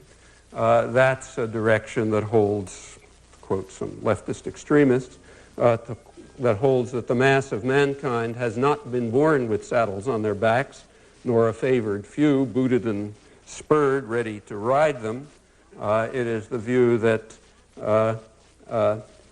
we should oppose a single and splendid government founded on banking institutions and moneyed in corporations. I'm quoting that leftist extremist Thomas Jefferson. In the early days of the corporate state capitalist absolutism that he despised and feared and that has come into existence. Well, Carruthers is quite correct. His picture of what happened is accurate, generalizes very broadly, applies at home as well. It's the key to understanding policy. Again, these are truths that would be taught in elementary school in a free society. Major efforts have to be made in the educational system, right up to the elite universities, to prevent people from seeing that 2 + 2 = 4, but that's the answer. It does. And it's not very hard to figure out. If you look not even very profoundly, you see it all over the place, and it's quite systematic. The policy is that the traditional structures of power must remain, and they have to be protected, in his words, from the populist-based changes. That's true abroad, and that's true at home. Democracy is a fine thing, but only if it has the right outcome. Democracy is defined not by process, but by outcome. The right guys have to win, otherwise it's not democracy. The right guys mean Thomas Jefferson's banking institutions and moneyed in corporations and their modern inheritors, and the aristocracy of intellect and character that serves them and labors to conceal the reality of the world from the rascal multitude. people like you if you get properly trained. I mean, you have to be willing to accept the training, of course. And if you do, a lot of privilege and power comes with that submission to power. So, you know, advantages.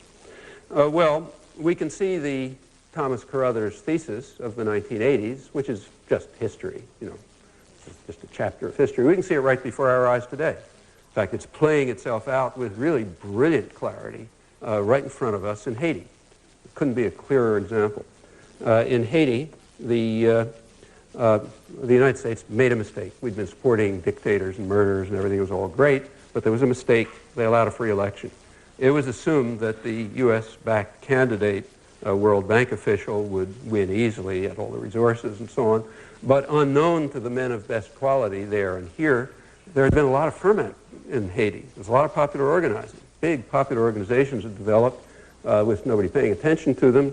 They'd been very effective, and in fact, the wrong guy won with an overwhelming majority in the first free election in the history of the country, namely President Aristide, with 2/3 of the vote. Trouble is, it was the wrong 2/3 of the population. As it was described by America's Watch, the leading human rights group, he was swept into power by a remarkably advanced array of popular organizations that gave the vast majority of the population a share in local and national politics. Totally the wrong thing. Completely wrong from every point of view. Well, he was quickly overthrown by violence, and that was an end to Haiti's democracy, or as the New York Times put it in a headline right afterwards, Haiti's democracy such as it was. That contemptuous comment means not much, you know. We read regularly that President Aristide, and that just symbolically means the rabble that voted for him, President Aristide has meager democratic credentials. He is opposed by what the New York Times calls civil society, which fears that he supports class-based violence. He even blamed the rich for the poverty of the masses. It's an absolute outrage to tell the elementary truths in public here, maybe in secret somewhere, but, you know, not in public. That happens to be the New York Times, but, you know, it's standard. Again, pick at random, that's the story. So, therefore, Aristide must broaden his government. That's the current phrase. Unlike Clinton, say, you know, whose government is broad enough, just sort of take a look at the average income in his cabinet. So that's broad enough, but Aristide must broaden his cabinet. That's code word, which everyone understands. It means he must broaden his cabinet to exclude the huge mass of the population, because they don't belong there. And he must extend it to the democratic elements, what are called the moderates in the military and the business community. Power has to be shifted into their hands. Who are the moderates? Well, the moderates are the ones who don't think everyone should just be exterminated. That's why they're moderates. Rather, they think that people should be allowed to work for 14 cents an hour in U.S.-owned assembly plants, which incidentally is a very useful weapon against poor people at home and working people at home. It's a way to lower standards of living and wages throughout the world, and the rich society is an extremely important thing, so that's the moderates.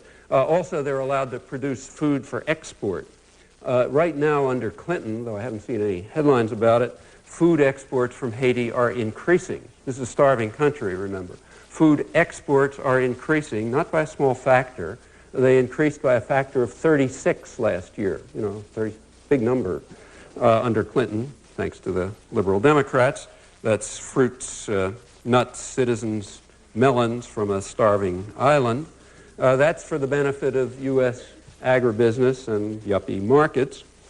In fact, all trade with Haiti is increasing rather substantially under what is laughably called an embargo. The reason is because the embargo has an exception. It has an exception for U.S.-owned assembly plants. And when that's mentioned, it's always explained as a humanitarian gesture. You have to understand that Haitians suffer only when U.S.-owned plants don't export and import. When others don't export and import, they don't suffer. And also, like children in Cuba, fortunately, they don't suffer when they starve, so we don't have to worry about embargoes there. But we have to have a very carefully crafted embargo in Haiti, which excludes U.S.-owned assembly plants whose trade is increasing, in fact total trade is increasing, which allows export of food, which doesn't happen to notice that the Dominican border is completely porous, so the rich can get anything they feel like. You know, the U.S. is totally impotent to stop the Dominican, control the Dominican army, which it runs, like, I mean, the United States is known for having been able to exert influence at places, but, not over superpower like the Dominican Republic, so we can't do anything about that. The Haitian military, as everyone knows, lives primarily on narco-trafficking. Take a look. Not a single, the U.S. Navy and Coast Guard have been able to pick up just about every fishing boat that escapes Haiti with some terrified refugees. That's a totally illegal blockade, incidentally. It's as if Libya, say, were to block all commercial air traffic out of the United States. But we're a terrorist state, so we do what we feel like. But we've been able to pick up every refugee, just about, but not a single narco-trafficking boat. That's amazing, isn't it? Actually, this was asked by the Black Caucus and John Conyers and others, and they got an answer. They said the problem in stopping narco-trafficking in Haiti is that the Haitian military, who we work with, still work with, don't have radar. So they can't pick up the planes and the boats. And of course, the U.S. Navy and Air Force, because of these terrible Pentagon budget cuts, they can't figure out a way to remedy this deficiency. So therefore, we just, what can we do? I mean, we'd like to stop it, but we can't. All this is going on. And the end result is perfectly predictable, and it was been predictable from the beginning. And for example, it was predictable when Warren Christopher, the Secretary of State, had his confirmation hearings. He was asked, if you looked at the small print, he was asked, what do you think about Haiti? New liberal Democrats coming in. And he said, well, we think that President Aristide definitely has a place in the final settlement, though we haven't quite determined yet what that place is. And with that ringing endorsement of democracy, the Clinton administration took over and has succeeded in harshening the policies of the Bush administration, which it attacked, including what I've just described. The end result is supposed to be that the government is to be broadened to include the moderates of the kind that I described. Aristide either doesn't get back at all or maybe gets back and has a kind of symbolic presence, which means that the population has a symbolic presence. Meanwhile, the population gets terrorized and intimidated. A year ago, when the Americans Watch report came out, they pointed out already, beginning of the Clinton term, that if this goes on, it won't matter much whether Aristide gets back or not. The popular organizations will have been decimated. People will be intimidated and terrified. And then you can even run a vote, like the way we're doing in El Salvador. And then it'll be fine. If you intimidate and demoralize people enough, if you crush them, if you eliminate any hope, if you make it clear to them that if they get out of line, they're going to be slaughtered, then you can even run an election. And all the, you'll get Anthony Lewis to talk about this romantic era, like Thomas Jefferson, as he did after we succeeded in doing precisely that in Nicaragua. That's called democracy, and we're now watching it play out before our eyes in the case of Haiti. Well, that formula that Carruthers described that's it. If after sufficient terror, intimidation, destruction of popular organizations, and so on, you can ensure that power stays in the hands of the right power groups, the ones linked up to U.S. corporations and banking institutions and the others who basically run this society, then that's democracy. And everybody's happy, and we praise ourselves for our glory. As I say, the same thing's going on in El Salvador right now. We saw it in Nicaragua. We're going to see it again. It has nothing to do with the Cold War. Zero. That was just a pretext for things that happened before and continue without change since. So what are the prospects for democracy? Well, again, that depends what we mean by democracy. If we mean what Thomas Jefferson hoped for, the prospects are gloomy and declining significantly. If we mean the official theory that's been taken over, that has in fact taken over our increasingly impoverished and authoritarian intellectual culture, if you believe that, well, then the prospects are just as grand as we're told every day by respectable authorities who sing odes to the New World Order, for which we, meaning they, are the gatekeepers in the model. Now that, of course, is not the whole story. The real prospects for authentic democracy depend on something else. They depend on how the people in the rich and the privileged societies learn some other lessons. For example, the lessons that are being taught right now by Mayans in Chiapas, Mexico. They're among the most impoverished and oppressed sectors in the continent, but unlike us, they retain a vibrant tradition of liberty and democracy, tradition that we've allowed to slip out of our hands or simply be stolen from us. And unless people in the rich here and in other rich and privileged societies, unless they can recapture and revitalize that tradition, the prospects for democracy are indeed dim. Thanks.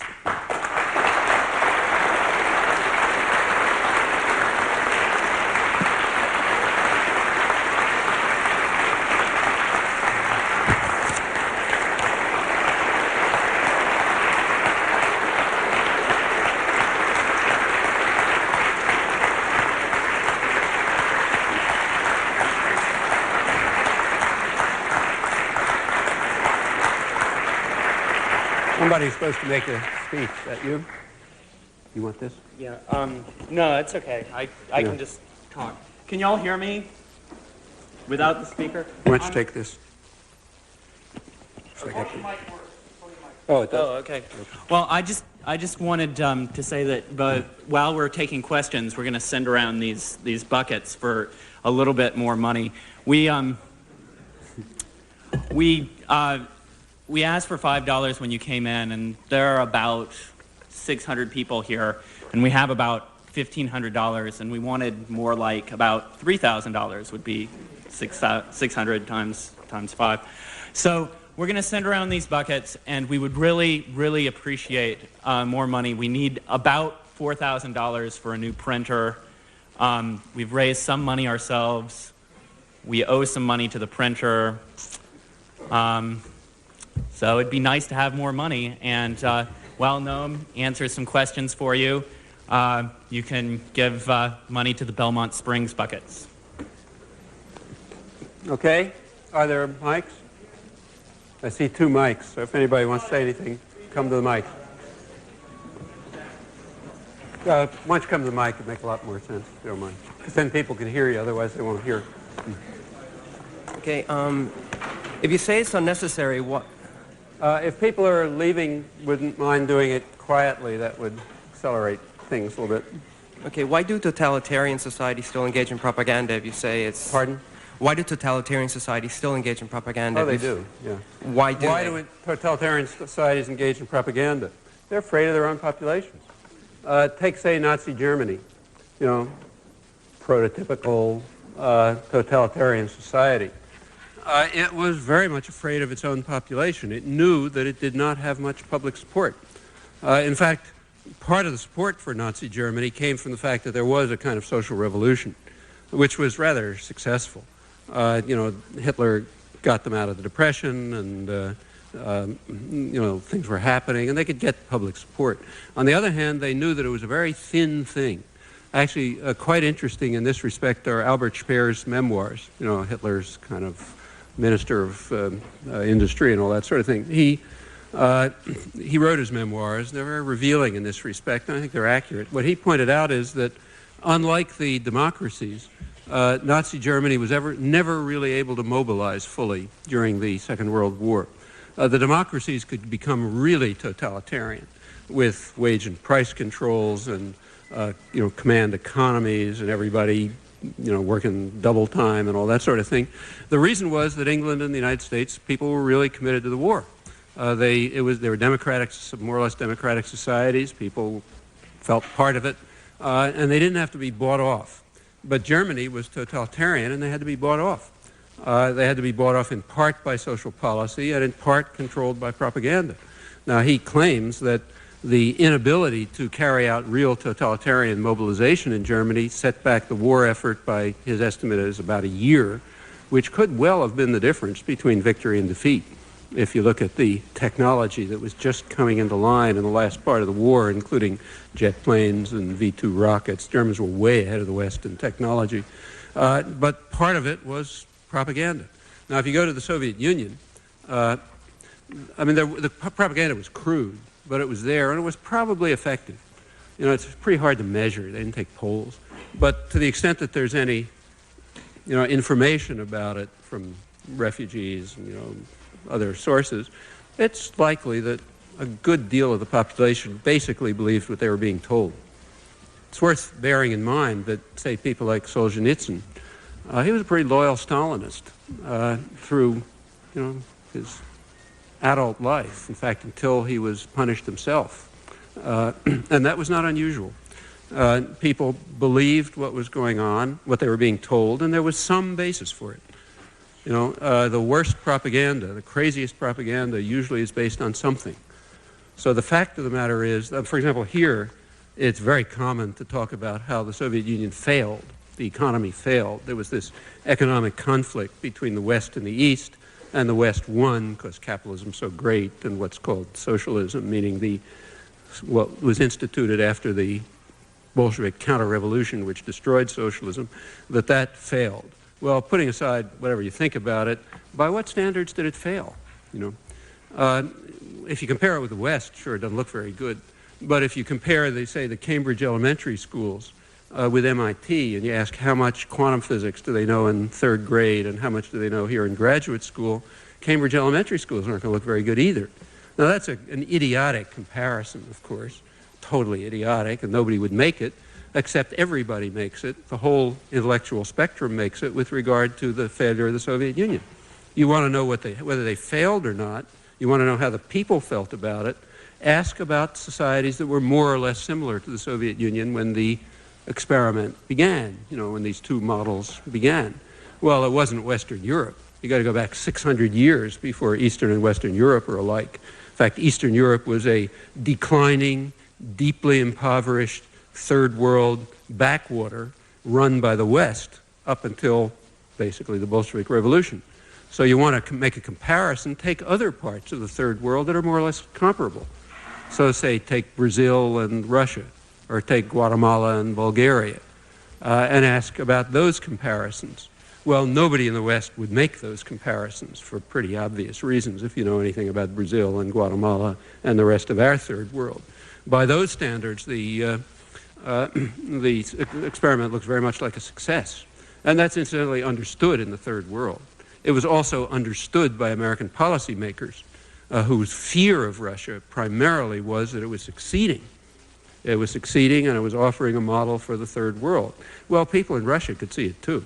You know, they could see that economic growth, which according to the OECD, you know, Western rich countries, was declining relative to the West until 1913, shot up relative to the West until about 1950, and then kind of leveled off and began to decline a bit in the 1960s, and of course went into free fall in 1989. They're now back where they were in 1913. Well, you know, people inside the country could see that in their lives. They could also see that poverty in absolute terms was remarkably low, well below economies at a comparable level in the West. I mean in absolute terms, you know, not relative terms. What's called the Gini coefficient, you know, the measurement of inequality, was far, even if you take in all the privileges of the nomenclatura and everyone else, still seems to have been far better than the West, and certainly incomparably better than Western ex-colonies, which had been like this part of the third world. Well, these are all things that people can see everywhere but the United States and Western Europe. There, we're much too educated to be able to see the wrong kind of truth. So everybody talks about, you know, they describe the comparison as if you were describing the Cambridge elementary schools and the MIT physics department. That's what's considered standard in the West. Try to find an exception.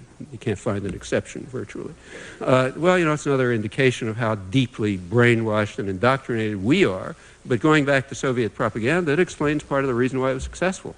I mean, people, you know, it's very crude. You could tell it's coming from the Ministry of Truth, you know, and easy to question it. I mean, but nevertheless, it was apparently fairly successful, partly because it was based on some realities, as is every kind of propaganda, including Nazi propaganda. And why do the countries continue using it? Well, they're afraid of their populations, and they are afraid of letting them get out of control. So you use every measure you can to control them. One of the measures is propaganda, but it just turns out to be more important in a freer society. It has to be disguised more and so on. Yeah, I have a couple questions, a couple things I'd like you to comment on. One is the reparations we're asking for Cambodia for having stolen things from us after the war. The second thing is you mentioned some quotes about business propaganda. You said you could read a couple. I was interested in those. Yeah. And the other one is Christopher Simpson has a new book called Science of Coercion, which he had a little blurb on the back. And I wondered if you could tie that in with your commentary about journalism basically being propaganda.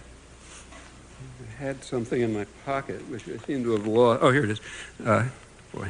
So let me get that again. First was reparations from Cambodia. The second is the business propaganda, and the third was Chris Simpson's new book. Yeah.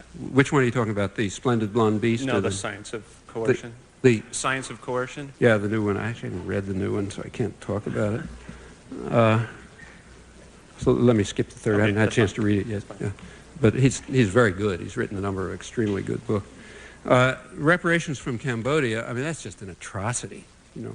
I mean, in the first half of the 1970s, we wiped out that country. Nobody knows how awful it was because nobody cared. So, for example, the journalists, Western journalists, U.S. journalists in Phnom Penh, like Sidney Schanberg, who's known as the conscience of the press, they literally would not walk across the street, you know, from the fancy hotels to where maybe 1 million or 1.5 million refugees had flooded into Phnom Penh to try to escape what was then the heaviest bombing in history in inner Cambodia. And since nobody bothered to investigate, we really don't know much about the details. The CIA estimate, for what it's worth, is that during the first half of the decade, which is, you know, U.S. bombing and other things that went along with it, they estimate deaths about 600,000. Not all that different from Pol Pot, if you look. Furthermore, that created the Khmer Rouge, or at least contributed to it. They were nothing before the bombing, but they were able to mobilize, you know, as even U.S. government documents reveal. There's one independent governmental study of the atrocities in Cambodia. The government of Finland carried out an investigation, and the title of it is The Decade of the Genocide, 1970 to 1979. That's the decade of the genocide. They have 3 pages, I think, on the first half of the decade because, as they point out, you know, very little is known since nobody wanted to look because it's the wrong story. And then they talk a lot about the second half where everybody wanted to know the story because we can make a lot of points about it and pretend to be, you know, upset about the horrible things that are happening to Cambodians. Now, after this record, for us to call for reparations, I mean, it's like Nazi Germany asking for reparations from the Jews, something like that. Actually, the whole story about Vietnam is the same. If there's a more sordid story in history than our having provided guidelines for the Vietnamese to get back into the civilized world, if you can think up a more sordid story in history, I'd like to hear. Actually, I know one. It's sort of parallel. After Haiti won its independence in a slave revolt, as France had just completely robbed and despoiled what was a very rich country along with the West. But there was finally a slave revolt, and they won the revolt after, you know, the country was practically devastated. France demanded reparations for the lands that were taken, and the whole West backed them up. The United States, Britain, everyone else. And in fact, Haiti was forced to pay reparations, which meant it just was totally unable to develop. Well, that's kind of comparable to what we're doing. I mean, the guys with the guns do what they feel like. You know, that's basically the story. On the business propaganda, I did bring one example, which is kind of an amusing one. It's from the Bradley Foundation, which is one of those foundations which, in fact, target one of those several major right-wing foundations that are kind of trying to stem this democratic upsurge. And they, in fact, particularly target the educational system. I suspect that they're the ones who fund a lot of these right-wing journals around. So here's the president of the Bradley Foundation, and it is, I suppose it was written for him by some PR agent or whatever, and it's rather cleverly done. The stuff is fun to read. You know, you can, and it confuses people. Actually, this came to me because a group of kind of progressive teachers and educators in Minnesota, in Wisconsin, where this was given, were confused by it. You know, they knew they didn't like the conclusion. They didn't see what was wrong with the argument.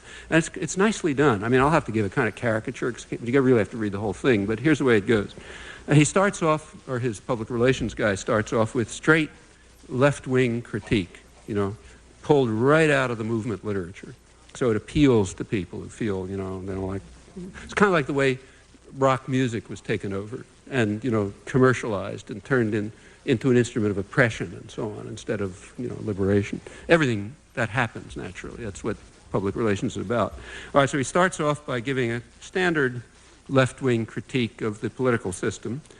He says that the way our system works, citizenship is an episodic, infrequent, boring duty.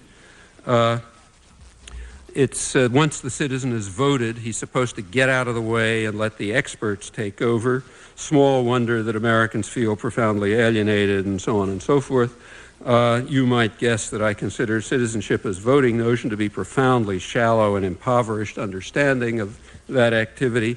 And, all this goes on like this, standard rap. Then comes the bottom line. He says, well, we shouldn't have just this impoverished notion. We should recognize that there's a lot more to citizenship than just showing up every once in a while to push a button. We have to turn to civil society, which is a far more expansive field for human endeavor than the political sphere. And then he talks about what civil society is. Civil society is holding a job, earning a living, spending time with your families, being a concerned parent in schools, going to church, playing golf, the whole range of activities we talk about we refer to as voluntarism. And he says every time we attend church, go to a PTA meeting, help a charity drive, or perform faithfully and well a task at work, we're being decent citizens. That's real citizenship, not just this business of pushing a lever every once in a while, this impoverished business. Well, what's the conclusion? Well, he doesn't draw it, but if you think, the conclusion is exactly what he deplored. Namely, once the citizen is voted, he's supposed to get out of the way and let somebody else take over. Well, who's that somebody else? So in other words, citizenship does not include getting involved in the political arena. It doesn't involve it doesn't involve, say, participating in designing legislation or pressing for legislation or doing anything else in the political arena. That's for somebody else. Who? Well, we don't hear a lot about that. We hear a little about it. Who takes over after the citizen has given up on the political arena and has moved to the PTA meeting, so he's a decent citizen? Who takes over at that point? Well, the only mention is arrogant elites, paternalistic social scientists and therapists who call for government programs, who call on big government to run our lives, corrupt intellectual and cultural elites in the universities and the media. That's all.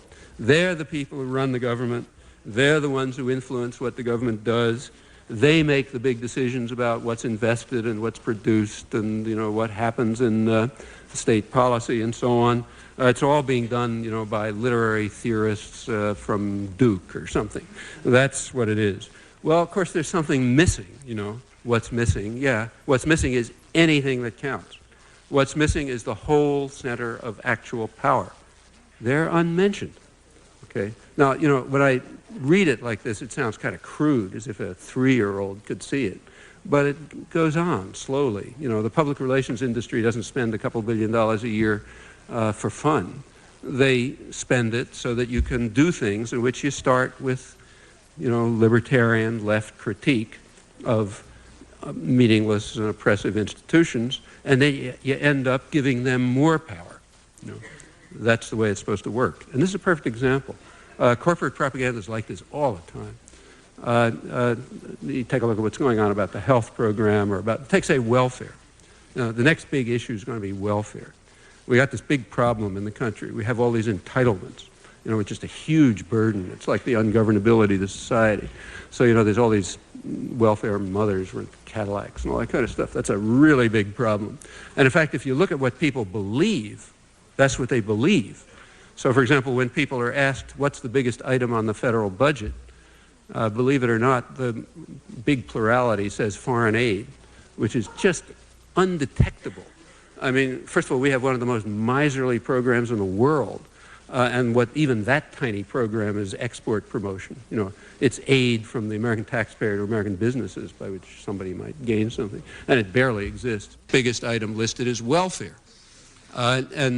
People vastly exaggerate the amount of welfare that goes like to, black mothers with children and stuff. Well, that's the real biggest item. The Pentagon, only a quarter of the population knows that.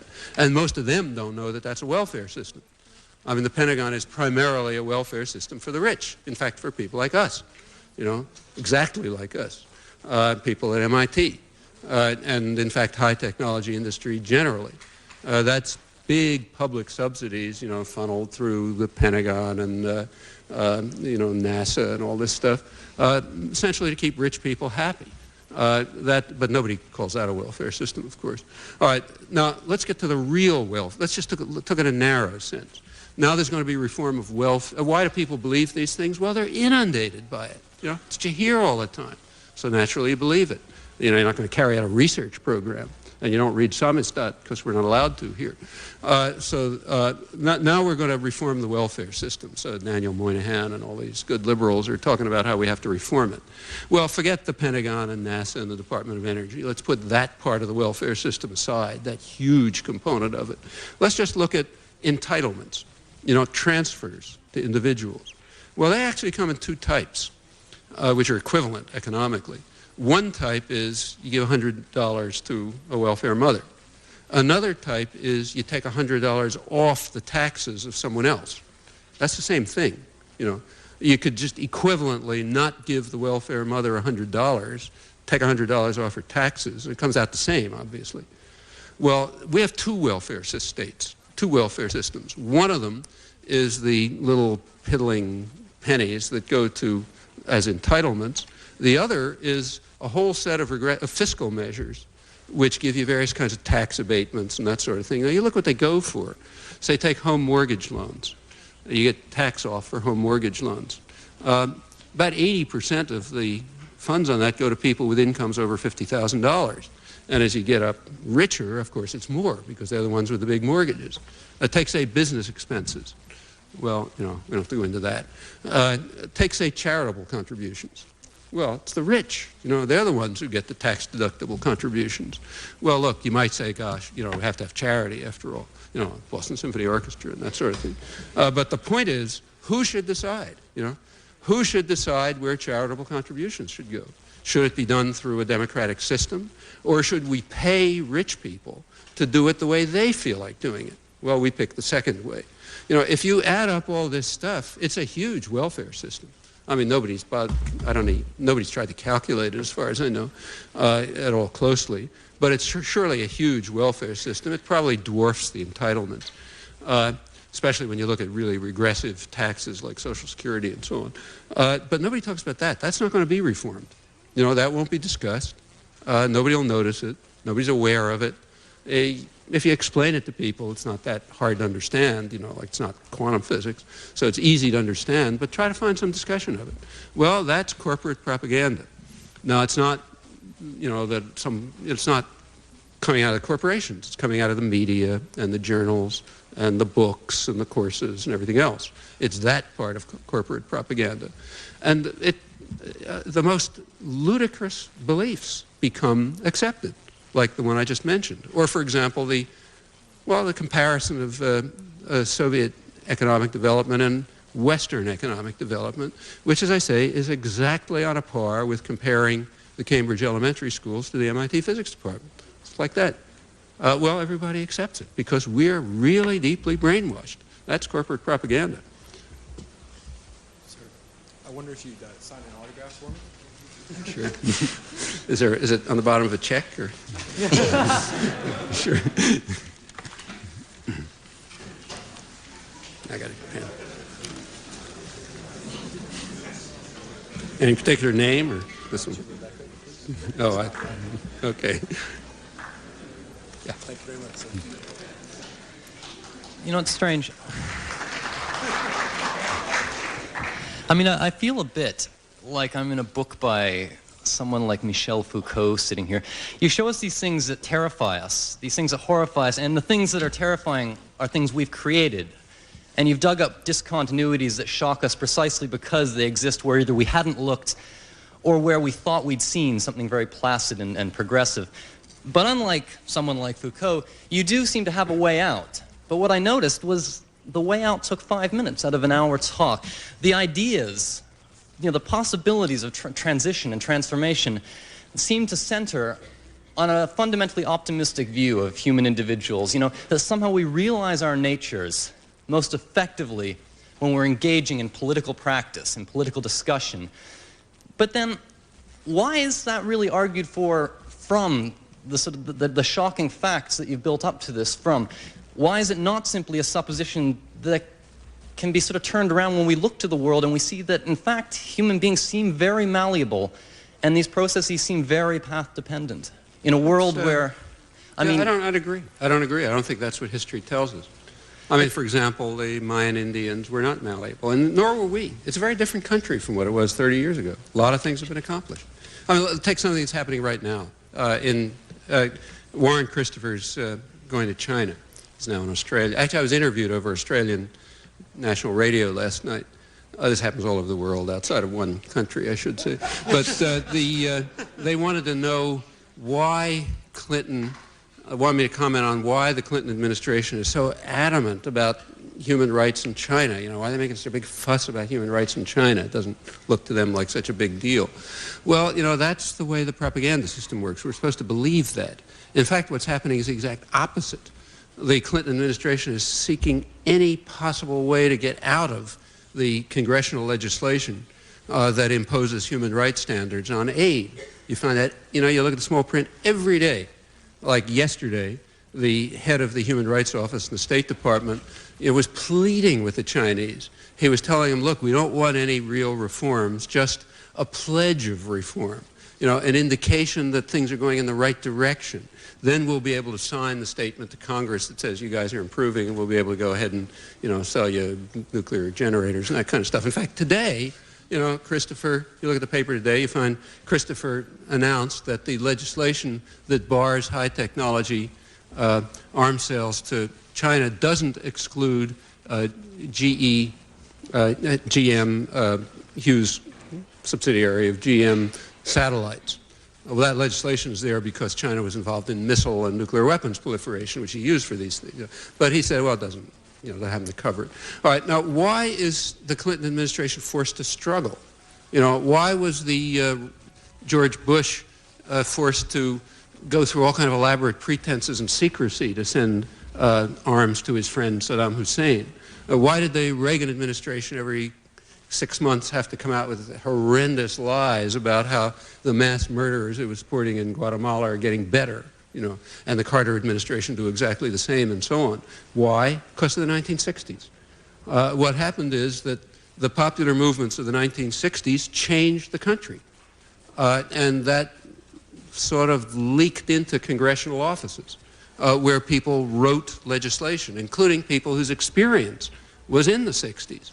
One of the leading people in America's Watch, in fact, comes right out of that. 60s experience, off to congressional offices, writing legislation gets put forth. You end up having human rights conditions.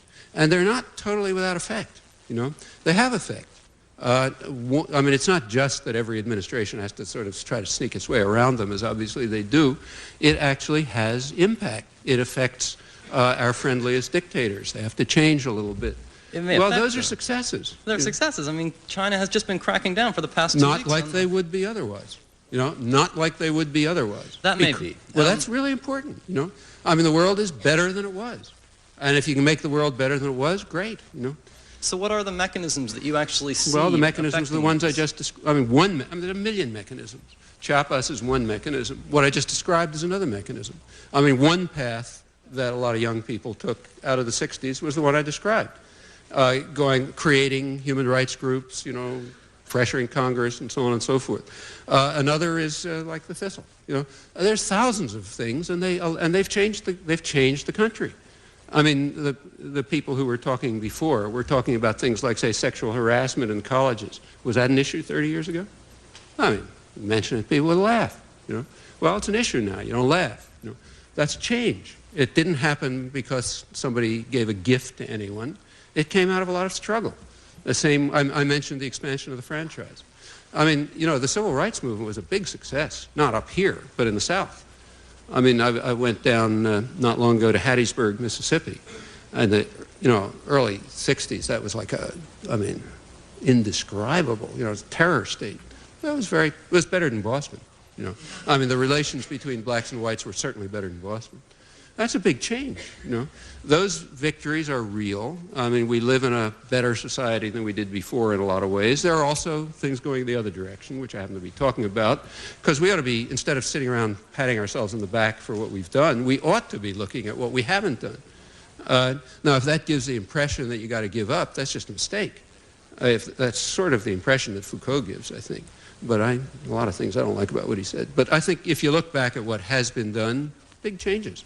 As I mentioned, there's been this regular cycle in American history of popular ferment and repression. And the last 20 years or so are the first time I can remember when the repression has not worked. There's been it's been huge effort that went into it. And it has left most of the population probably untouched. Things still go on, and there are a lot of opportunities.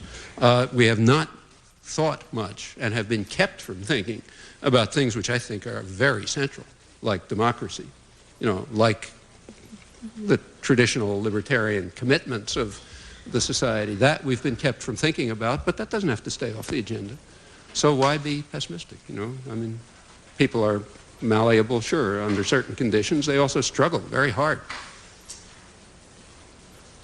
Will you have an opportunity to advise the Vietnamese government on how they might avoid the quote-unquote benefits of finally being integrated into the world economy and perhaps allowing them to be at once the fabled rotten apple?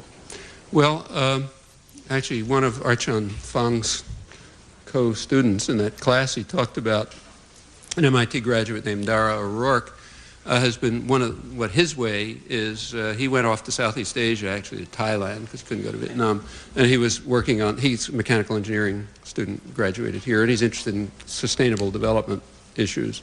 He's working on Thailand with his real horrors, and he's now working on exactly that question. What would be reasonable plans for Vietnam to keep it from being totally despoiled and destroyed like like what is happening under the economic miracles? There are things that you can do. Actually, if you're interested, I'll put you in touch with him. You can take a look at his papers. Well, yeah, I know you had been advising, or at least in contact with Vietnam back no, I have not. Early on in Absolutely the war. Not. Right, I have no maybe 20 contact. years ago. I have no contact and never had any contact with Vietnam because they wouldn't talk to me. Right. In fact, I'll just tell you a joke if you like. It's not a joke, it's real. With the South Vietnamese resistance, it was impossible to have contact. You couldn't get there, You'd be slaughtered by the American military forces. So the revolutionary forces of South Vietnam, which were the main target of the U.S. attack, it's not a little secret you're not supposed to know, the contacts were extremely slim. You could occasionally meet somebody in Paris or something, but not real contacts. Such contacts as there were with North Vietnam. Right. But that was just an autocratic Stalinist society. And, they knew where we stood and we knew where they stood. I actually did visit once. And Pham Van Dong, who was the foreign minister, French-educated, cultivated guy, I went in, went to see him, and just, I suppose out of politeness, he had on his desk a French translation of my first book, which was mostly about Vietnam, American Power and the New Mandarins. So yeah, again, out of politeness, I asked him, what'd you think of that? And his answer in French was too anarchist. We understood each other. They don't want to hear from me about those things. If there's going to be, pressures, it'll come from other sources, like in other countries. But I think there certainly are things that they could do to avoid following the path of the Philippines and Thailand and Burma and so on. Perhaps you should mail them a book or two. No, I think they don't need it from me. They need it from people like Dara O'Rourke, who knows a lot more than I do and is doing it very well, as can other people. There are things you can do with an MIT training. It puts you into a position to give real substantive assistance to people. Professor Chomsky, I found your lecture tonight very thought-provoking and very insightful in your criticisms of U.S. policy. And I'm wondering what kind of an alternative proposal would you suggest to improve the current conception of democracy that we practice now? We don't even have to invent it. I was sampling it from the absolute center of our tradition. As I said, that's as American as apple pie, what I was talking about, from Thomas Jefferson up to people like John Dewey. That's not very profound. It's pretty straightforward. If you think about it, you come to the same conclusions yourself. It was pretty well understood by a very large part of the working population not very long ago. The picture of what a democracy is reasonably clear. I think it's kind of the way I described. You can spell it out in much more detail. It certainly requires, exactly as everyone has always said, democratizing the system of decision-making over investment and production and commerce and everything else, eliminating the feudalist, absolutist character of that whole system. So the vision is not, the general ideas are clear. You can work out details. How do you get to it? Same way every other change in history has come about, by struggling for it, by organizing, by pressuring, by taking over institutions, by building alternative institutions. At some stage, maybe by revolutionary change. We're not there. Could you suggest an alternative proposal for decentralizing the economic decision-making? Sure, the kind of thing I was talking about. In fact, there's a lot of these things are worked out in tremendous detail. I think too much detail. I mean, there are elaborate discussions of how a decentralized economy could work. Take books like, another student in that same class, I guess not in Archon's class, but a couple of years earlier, was Michael Albert, who's now was one of the founders of South End Press and now Z Magazine, and was an economist. He went from MIT off to study economics. But he and a colleague, Robin Hannell, have written quite a lot about this topic, including a couple of books, with a lot of formulas and stuff from Princeton University Press and some more readable ones about participatory economics and how an economic system could work in detail. I mean, that's one model, maybe the right one, maybe not. But there's no, there's a lot of material around on these things. I'm not going to try to sketch it out now. It's not the place. But there's plenty of material around. The basic ideas are rather clear. They were clear to Thomas Jefferson. They were, despite the early period, the basic thinking was even clear to Adam Smith, if anybody paid attention. The way it works out in a modern industrial society is, of course, quite different. That's, the ideas to be applied, maybe changed, maybe developed. But I don't see the problem of finding a vision. It's all over our intellectual history, in major figures. Okay. Thank you. Three more? Yeah. There's several questions I have. The first one, I'll make them brief. The first one is, you talk about the positive aspects of rule by the people, but you also say that the people are manipulated by propaganda. In that case, do you think that if people are manipulated by propaganda, is democracy possible in that way? Also, in your opinion, what do you consider are reliable sources of journalism that provide information that's not, again, manipulated by business or moneyed sources, as you put it? The third question is your thoughts on the current situation in Israel and what's going on there, especially how it's been portrayed by many different journalists. And finally, about your perception of Ross Perot and basically the connection between, I believe there's a contradiction because you had a movement of democracy going, people struggling, and actually a grassroots movement, but that was combined with moneyed source. So your opinion about that? Yeah.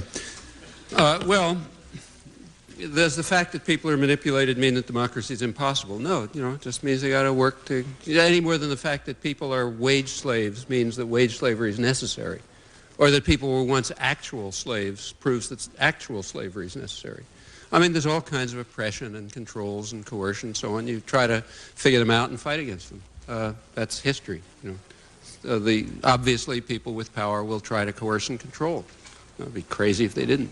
In fact, they wouldn't have power any longer unless they did, so it's almost tautology. But whether one submits to that, that's another question. I mean, you're going to be taught certain things in school. You don't have to, you don't have to assume that it's true. You could find out. You have the intelligence to do it. You have the training to do it. And the same is true of everyone else. And they do a lot. So, for example, much of the population is really not manipulated. You look at popular attitudes, you find quite consistently that educated people are the most indoctrinated. It's quite consistent, incidentally, not terribly surprising either, because they're the main targets of the propaganda system, and they're also the ones who, they are the commissars. They're supposed to internalize those beliefs and convey them to others, so they tend to believe them. But if you look at things, say, healthcare, I mean, for ever since there have been polls taken, most of the population of the United States has been in favor of joining the civilized world. Having some sort of a national health care system like everybody else does, tax-based national health care system. Elites won't have it. They're off the spectrum. Or take, say, Vietnam. Educated, this is a big issue. This is like 35 years now. The general population, there's regular polls on it. The general population since about 1970 has been about 70%, on a free and an open question, so that's a high number for polls. About 70% have picked, among many options about the war, that the war is not a mistake, fundamentally wrong and immoral.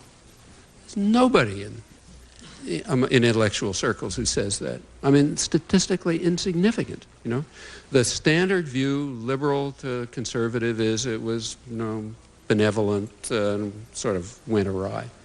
That's totally, the rest of the population who is not educated can see perfectly well that that's nonsense. So a lot of the population is, in fact, not manipulated, but they're not organized, and that's where privileged people like us could make a difference. You can offer something that's very hard for people to do by themselves. So there's a lot of opportunities to overcome manipulation, and that's why there have been changes over the years. People refuse to accept lots of things that were rammed down their throat.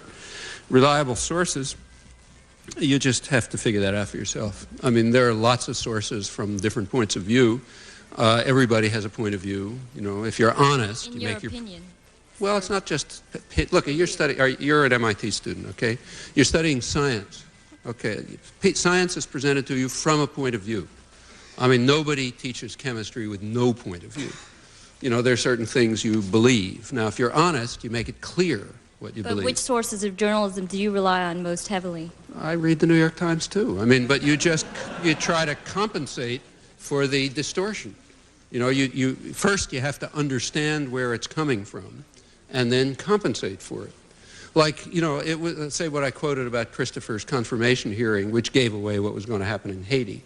That was actually in the New York Times in paragraph, 93 of some story on some other topic. Well, okay, that's part of the way you learn about the world, but then you should really look at other sources. There's quite a range of them. I mean, I can tell you what I write for, Z Magazine, which Mike Albert started, Lies of Our Times, other alternative journals. I'm not saying rely on those. You should, any more than you should rely on what I just told you the last couple of hours. I mean, if you're honest, you say, look, here's what I believe. You make it as clear as possible so everybody can understand where you're coming from and what your commitments are, and then they can evaluate. But you're the one who's going to have to evaluate. Unfortunately, if you say that these sources of journalism are manipulated by big money, et cetera, then it's difficult to get accurate sources of information, and that makes it difficult for us not to be manipulated by this type of propaganda. You're a scientist. You've studied science, right? Is it easy to figure out the way the world works? I mean, nobody's manipulating it, but it's hard to figure out how the world works, even if it's not manipulated. And when there is manipulation, of course, it's harder, and it's sort of obvious how to proceed. Try to identify the source of the bias and the nature of the bias, and try to compensate for it, and look for alternatives that are looking at things other ways. So read the labor press, read the foreign press, read the alternative media, read the Thistle. And don't believe it. It's like, I don't agree with everything that's written in the Thistle, but it's another way of looking at things, and that awakens your thinking, and then you can proceed on your own. But to look for reliable sources would be as if you were to look for reliable sources in science. There aren't any. What you're taught in a good science curriculum is to question and to challenge and to see if it's right, and to find out where it's probably wrong, because it usually is. And when if you're talking about things like the way the world works, I mean, incomparably more so. It's not a complicated problem. To do it is hard, but how to do it is perfectly straightforward. You do it in every area. If you want me to say, look, this is a source where everything that's published there is true, believe it, there's no such thing. I don't believe anything. I don't believe things either that way. It's not even understand that, physics. but there's a problem when you're dealing with science and when you're dealing with world events that are occurring in other places that you can investigate, that you can't see. You can. Yeah, they can, depending on how much you're interested in. And then the only sources you have are these sources that are very biased sources. Well, if Again, you that's where the problem occurs. choose to have only those sources, but don't tell me that you're so underprivileged that you can't do what people were doing under Stalinist tyranny, namely looking at alternative sources. You can. It's not that hard. You may not want to, but you can. I mean, you can find things like what I mentioned, say Z Magazine down on the newsstands. And that's easier than getting samizdat in Russia. But people did it, and you can do it. People in Chiapas, Mexico are much less privileged than you, and they were able to get alternative sources. They didn't have to believe what the ruling party told them. Now, for us to claim, look, what can I do? I don't have the kind of wealth and privilege that the Mayan Indians have down in Chiapas. I mean, that's a joke. If we don't want to do it, okay, but not that we can't. What about Ross Perot? First of all, I wouldn't call that a democratic movement. I mean, it's not to disparage the people who were caught up in it, but that was a highly manipulated, centralized movement of one super rich guy who managed to organize a lot of dissatisfied people, and rightly dissatisfied, in things that sometimes made sense and sometimes didn't, depending on his whims. That's not a model for democracy. In fact, that's a dangerous model. Although the forces that he was responding to are quite real. You can say the same about religious fundamentalist movements. I mean, they are also responding to people's real concerns and feelings, but not in constructive ways. Sometimes in constructive ways, very often not. So I wouldn't call that a model of democracy or anything to follow. About the Middle East, it's a big story, but maybe there'll be a meeting. It's kind of interesting that since the peace treaty in, so-called peace treaty in Oslo, that was September, there has not been a teach-in. There has not been a discussion, One was called here a couple of weeks ago. The snow took care of it. But, it's remarkable. I mean, here's this major event, no discussion, nothing what's in the press is ludicrous. What actually happened, it's too complicated to discuss, although you can read what I think in, say, Z Magazine if you like. But briefly what happened is that the world capitulated. The United States for 20 years had been following a completely rejectionist policy alone, a policy which granted no rights to the Palestinians alone. You look at the votes in the UN, it was like, 150 to 2 and that sort of thing year after year, United States and Israel. The United States blocked every possibility of a diplomatic settlement coming from every source. Finally, the world capitulated. This is a rejectionist settlement, offers Palestinians nothing. In fact, it just taking the last few days where the horrors, what was obvious began to happen, it didn't offer them security. You read the papers just today, yesterday, and so on. You'll see the big debate in Israel about whether it's worthwhile to keep, 1,000 or 1,500 paratroopers and so on in Hebron to protect Jewish settlers. Are they the ones who are threatened? The settlers in the army have been going on a rampage. In fact, the day before the Hebron massacre, take a look at the newspaper, the Boston Globe, the day before the Hebron massacre, and you will find that Israeli soldiers carried out a death squad killing. They were trying to get somebody in a house who they suspected on something, so they blew up the house and they killed everybody inside. Well, it's death squads. So who needs protection? Well, pretty obvious who needs protection, but nobody's talking about that. In fact, the American Academy of Arts and Sciences, all these hotshots around here in Cambridge, it turns out they were running secret meetings on security, including led by a big Quaker dove, I should say, in the Boston area, professor at Harvard. And they were very proud. It was kept secret until after the agreements, then it was publicized. We're very proud, look how fantastic we are and how wonderful we are.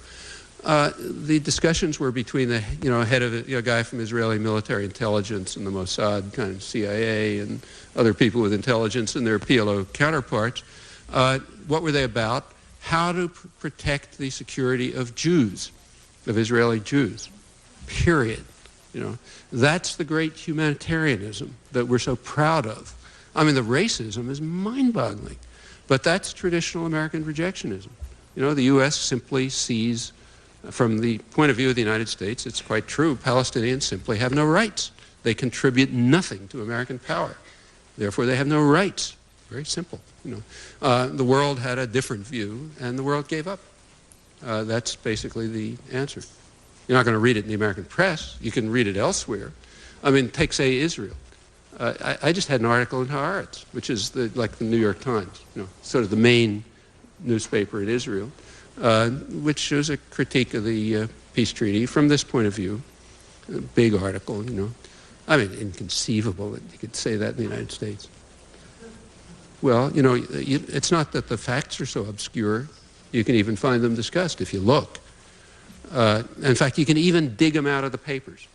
Like when you read in today's paper that the Israeli cabinet is debating whether it's worthwhile keeping 1,000 to 1,500 soldiers to protect the Hebron settlers, does it take a genius to figure out what that means after what's just happened? No. It doesn't take a genius. It simply requires, you know, thinking a little bit. And in fact, the same is true quite generally. Now, this isn't the whole story of the Middle East by any, you know, big complicated story, but it seems to me that's the essence of it.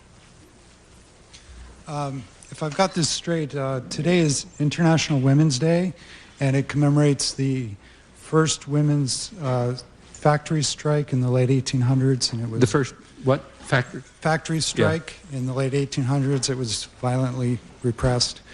Now, I noticed in your speech, I don't remember hearing any women thinkers or women thinkers or any women at all. Do you see any unique hope, any unique role for women in restoring meaning to democracy for us? Sure. I mean, like the feminist movement has always been right at the forefront of democratizing forces and has been right in our recent lifetimes. The feminist movement really, you know, grew enormously in the last 30s and has had the last 30 years had a tremendous impact. Yeah, there are all kind of people. I mean, it happens that among the people who are called the Founding Fathers, I mean, they're called the Founding Fathers because there were no women. You know, as I say, women, I didn't mention it, but women didn't get the franchise until the 1920s, 150 years.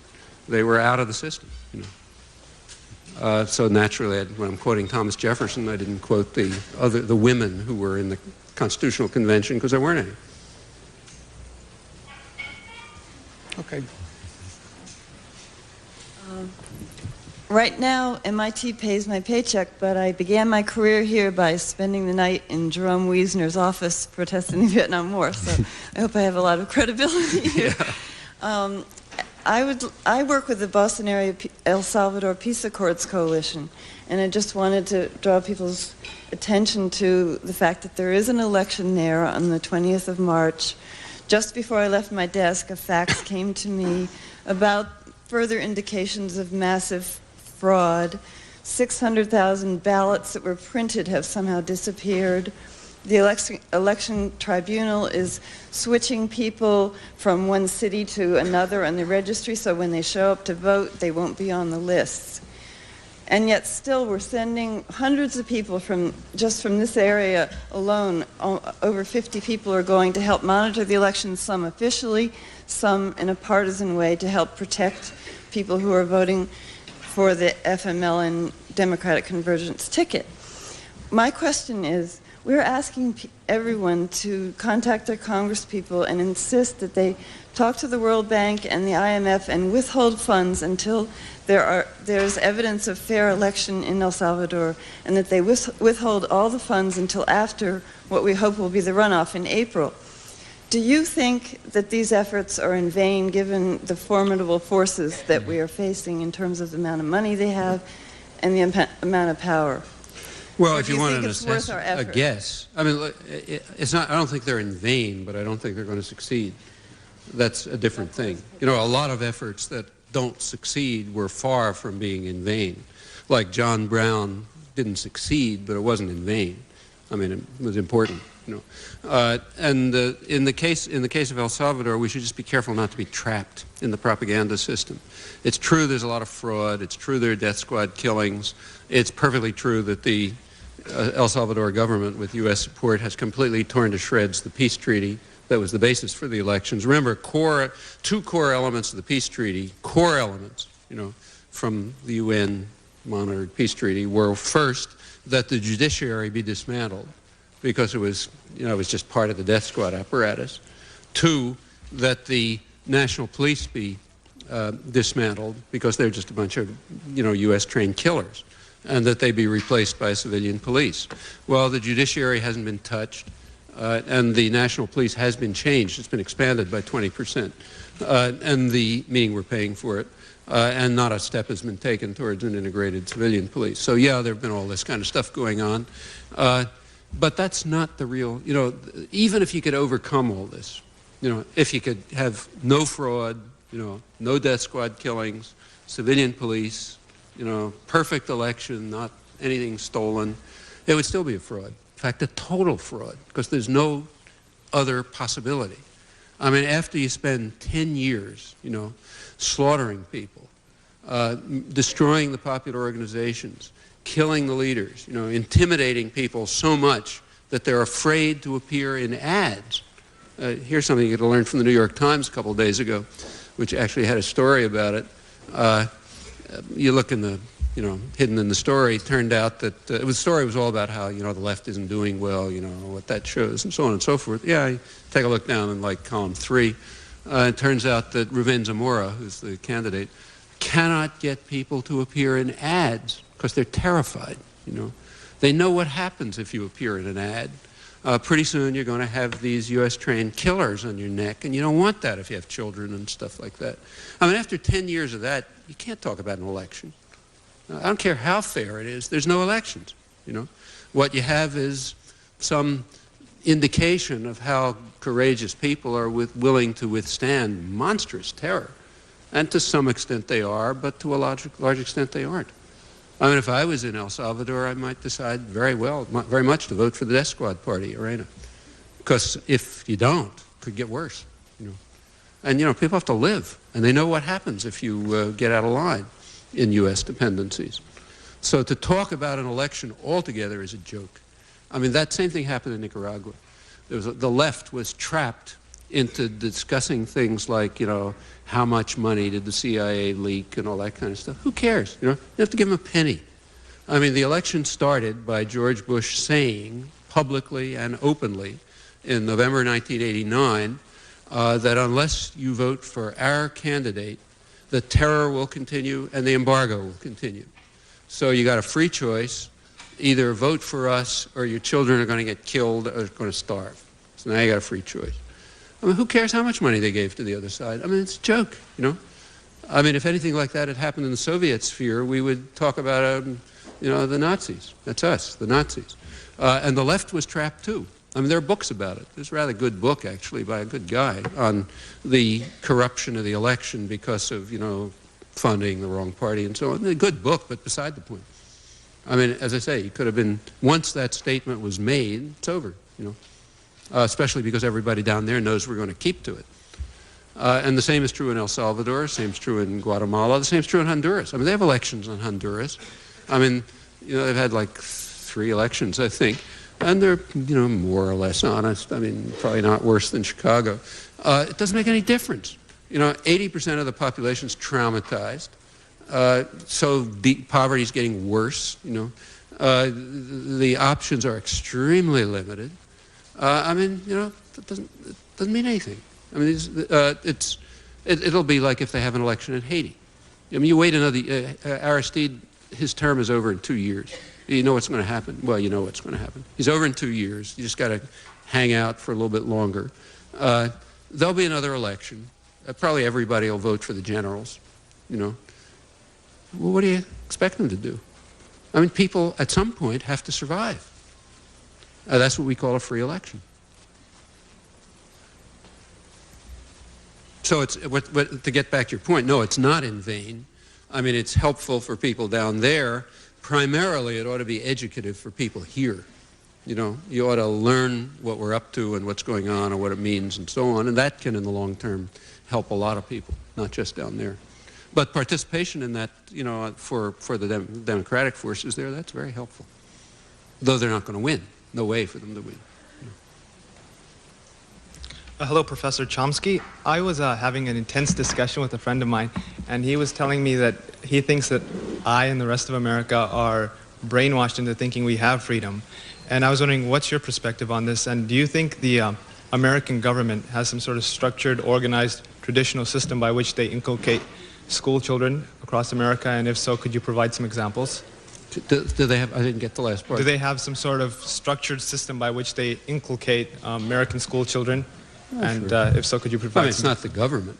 That's, you know, if you, I mean, MIT doesn't happen to train elementary school teachers, but if you've gone through an educational system and you've made it, meaning you conformed at the right places and you weren't too obstreperous and you got to the point where you could get a job, you're going to be indoctrinating them. I mean, the government didn't tell you to do it. You know, we have all kind of, first of all, the government isn't the source of power. The basic source of power is the corporate system, and they're the funders, you know. And they don't control everything down to the last detail, but they set pretty narrow constraints within which things function, and it ends up with, very extensive indoctrination from grade 1. I really don't understand how that's done, because I was... How it's done? Because I went to a... Well, try to go to an... I mean, take say John Dewey, who I discussed. His main concern through most of his life was the educational system. He was primarily a philosopher of education. He wanted to create a free educational system which would bring up children. What I was quoting from was some of his writings on education. He said, we don't want an educational system which is going to train children to be wage slaves, you know, to follow orders and to work for. We want them to be free. We want them to think for themselves. We want them to challenge the social order. We want them to create democracy in the sense he was describing. He worked for this for years. He finally realized that it's hopeless. It's hopeless because there is private power is far too strong to permit anything like this to happen. I mean, if it ever starts to happen in some deviant corner, it'll be cut off, you know, by funding, by pressures, by repression, by all sorts of means. Now, that's not to say you can do nothing. You can do a lot of things. In fact, I happened to go to a Dewey elementary school when I was a kid, and it was very instructive. You know, you did learn to think. And there are little fringes of things that worked. In fact, it probably had an effect on the whole educational system, kind of a mildly liberating effect. But if you try to go too far, you know, you will soon run into power which feels its rights infringed upon and will respond as it can. How much will it succeed? Well, that depends on how much people are willing to resist. But, you know, there's no bureau in Washington that decides on it. Mm-hmm. They're, like I said, they're a kind of a buffer between real power and policy. Okay. Thank you. Is this on? Last one. Yeah, I think this is the last question. Okay. Yeah.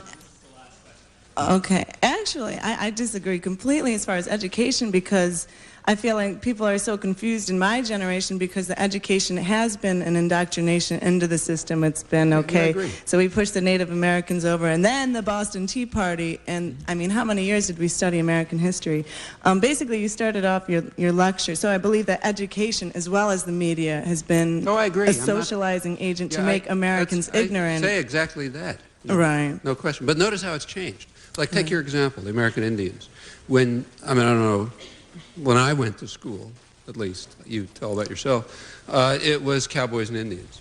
You know, there were a couple of hunter-gatherers wandering around, and, you know, the good guys came and sort of, you know, tried to civilize them, but they were so rotten we had to defend ourselves from them and that sort of thing. That's not the way it's taught now. It's changed. Yeah, and it's changed good. Because of popular struggle. Changed because of the 60s. That changed it. I don't know if it got to your schooling, but it's certainly true today. Right. I mean, it's not that it's great, you know. It's not great, but it's a lot different from what it was 30 years ago. You started off by saying democracy is under attack, and it seems that everyone who has stayed here obviously knows that there's a lot going on and a lot wrong. President Aristide, but it kind of upsets me to hear you talk hopelessly about Haiti, because I see Haiti is at the forefront of revolution. They have achieved democracy, and it seems Americans are unable to recognize the phenomenon of people power in another country because we don't recognize it here. So Aristide, I don't know if you're aware of this, but he talked about to the United Nations 5 days before he was ousted, democracy on a world level. He talked about how if we stop trading weapons, because we are a war-driven economy, if we stop trading weapons for 15 days at 1.4 billion a day, we could eradicate world hunger for, many, many decades. So of course that part of the reason he was overthrown was for talking like that. Right. That's very true, but there is a delegation speaking tomorrow in Somerville about Haiti, and it seems that we should be supporting any democratic movement that we know about. It's going to be at the Tufts Administration Building from 7 to 9, because democracy right there means, a girl, Marie, for instance, was in a room underground, is fleeing every 2 nights. She's been raped, tortured, there are some people still trying to continue the movement. Oh, yeah. Yeah. I mean, look, and I didn't mean to suggest that if it will be hopeless if we let it be hopeless. Right. I mean, if we go on the way we are, Haiti's going to be exporting food, Haitians will be tortured and raped and murdered, there's not going to be any embargo, and they'll kind of wait it out until you can get the moderates in power. But, that's not a law of nature. That's a reflection of what people don't do here. Could change. Right. Do you agree that education, media, and the government should all be restructured in order, to like basically save humanity? Oh, yeah. Radical. Do you? Yeah, I think so too. Radically, I mean, my gosh. That's what I've been talking about for the last couple hours. I thought, Okay, so I hope everyone goes here and tells at least 5 people what they heard about today to spread this kind of awareness. Thanks.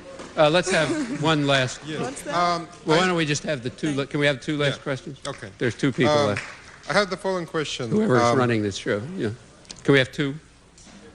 Yeah. Will that work? Okay. How would you estimate the likelihood of United States unilateral military intervention in North Korea? Also, Kennan's article, The Sources of Soviet Conduct, sort of outlined the policy of containment in 1947. Have you seen a comparable article outlining the post-Cold War strategy? Well, the Korean case is kind of interesting. And incidentally, here's a place where you can learn quite a lot from the mainstream press, in this case, the Wall Street Journal, which the business press often quite accurate. They had a good article yesterday. I mean, you got to decode it, But basically what it pointed out is what some of the really good Korean specialists like Bruce Cummings have been trying to say for a long time. The South Koreans, the article was about this curious phenomena of un-American, anti-Americanism in South Korea. For some reason, despite all the wonderful things we do for them, there's a lot of anti-Americanism in South Korea. All right, you start looking through what the anti-Americanism is about. Turns out the South Koreans don't want to have a war in which they'll get wiped out, and in which the U.S. is going to end up using nuclear weapons and so on. And that makes them anti-American because we're driving them in that direction. Funny reason for being anti-American. They don't believe a lot of the stuff about the North, which is coming out of Washington. The South Korean intelligence, for example, just doesn't believe it. And they have a different picture. Their picture, which is shared in most of the world, I should say, is that the North Koreans are pretty desperate.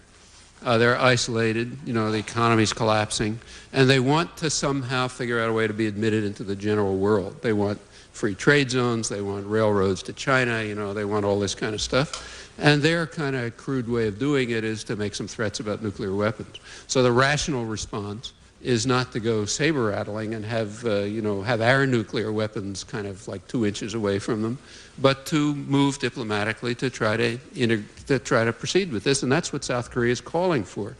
The U.S. isn't doing it, but we could, and in that case, it could work. You can't prove that it'll work. You never know, but it's likely. That's, I think, the primary issue in South Korea. And if you take, say, yesterday's Wall Street Journal and you read it with the proper translations, that's essentially what it says. Kennan,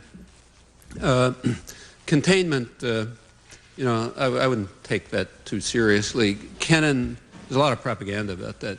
I mean, Kennan's own view was that the Soviet Union posed no threat to Western Europe at all, no military threat.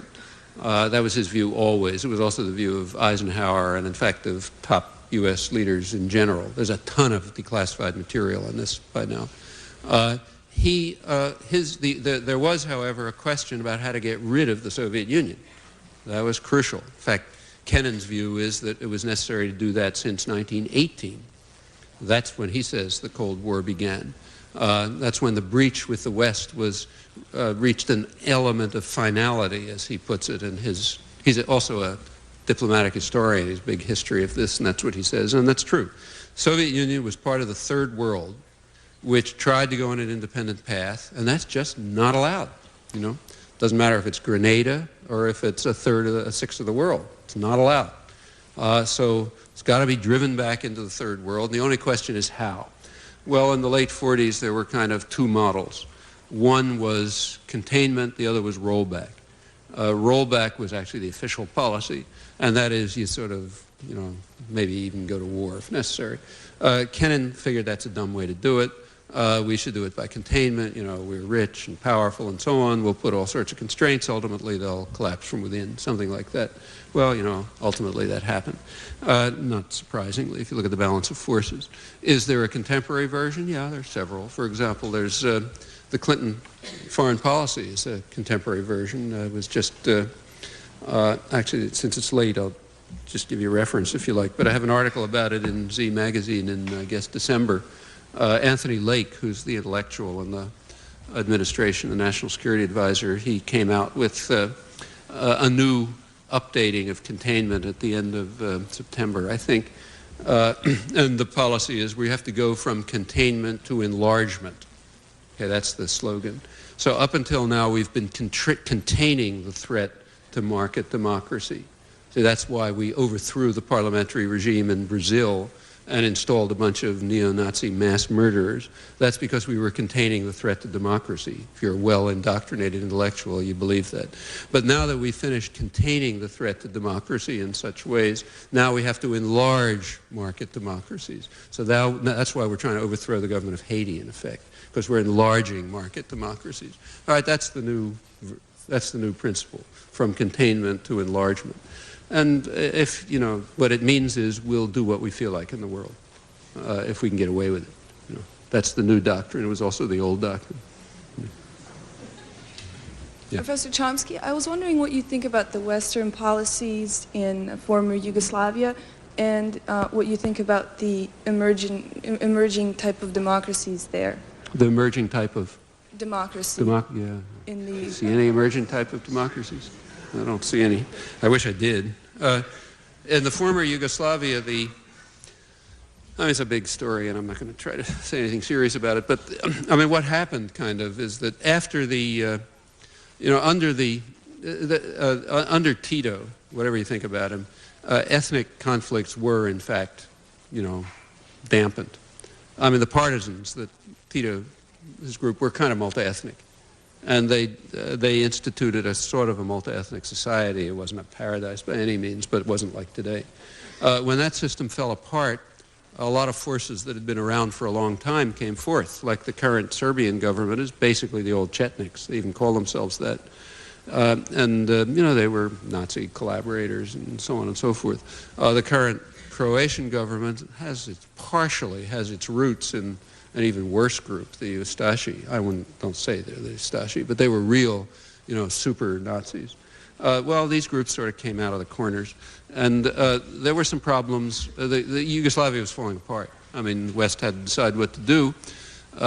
Largely under German impetus, the West moved very quickly to recognize two breakaway countries, Slovenia and Croatia.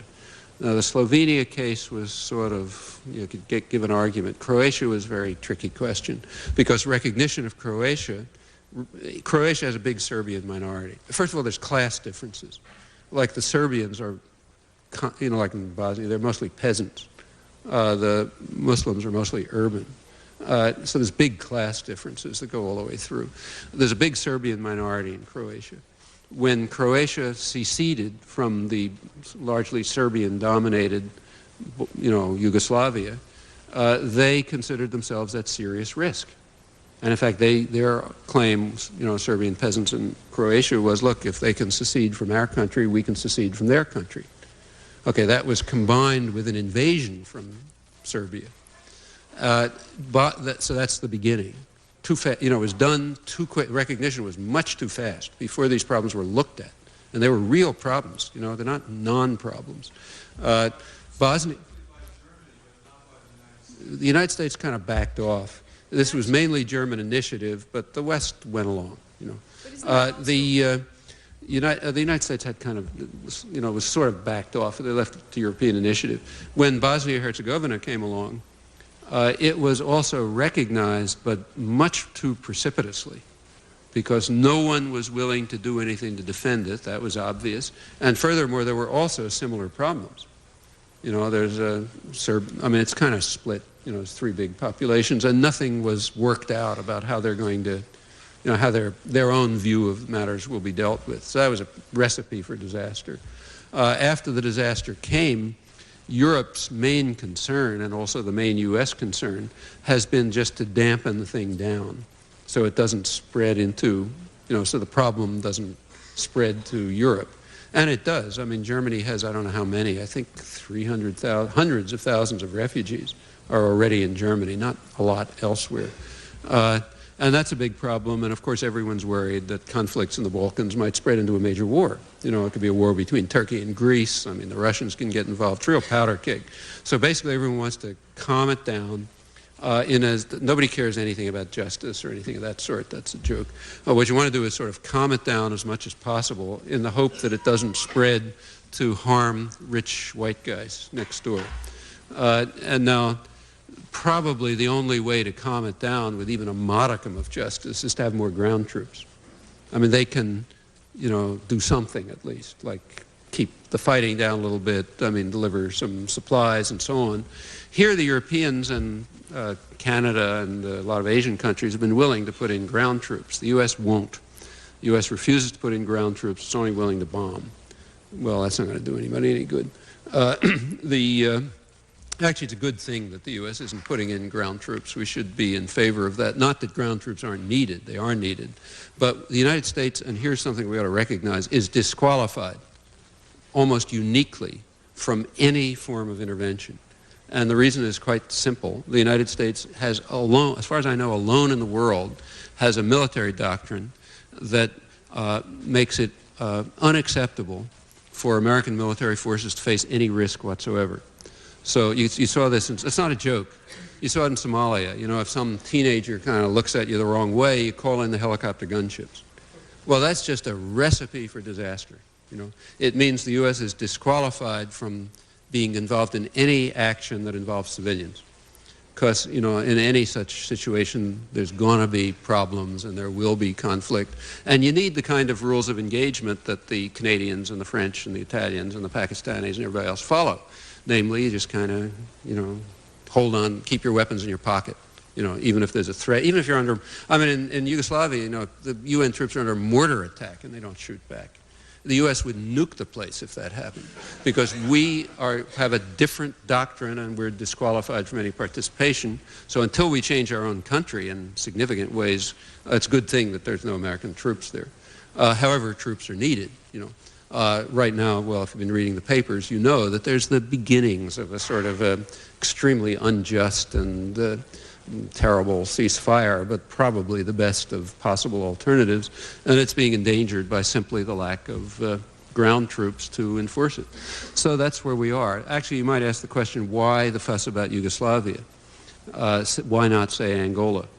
Angola, apparently it's worse. There's not a lot of reporting because nobody basically cares, kind of like Cambodia in the early 70s, but it looks worse.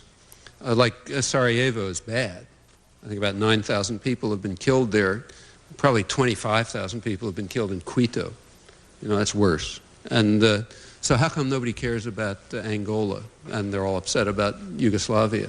Is it because of our deep moral passions? No.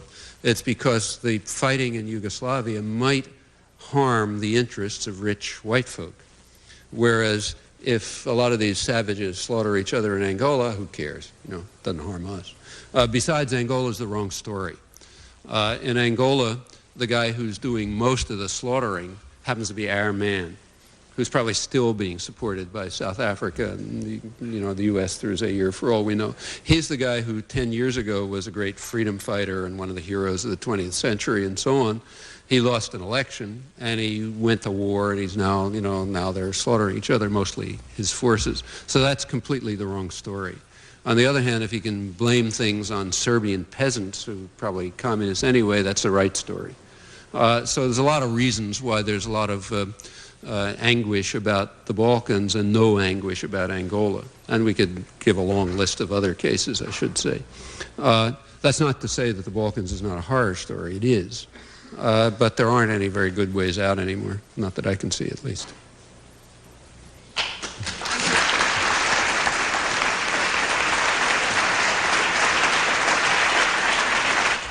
Noam Chomsky has been a member of the faculty at MIT since 1955 as a professor of linguistics and modern language. Professor Chomsky has written publications on linguistics, philosophy, foreign policy, government, and politics. This week on Book Notes, our guest will be Norman Ornstein, resident scholar at the American Enterprise Institute.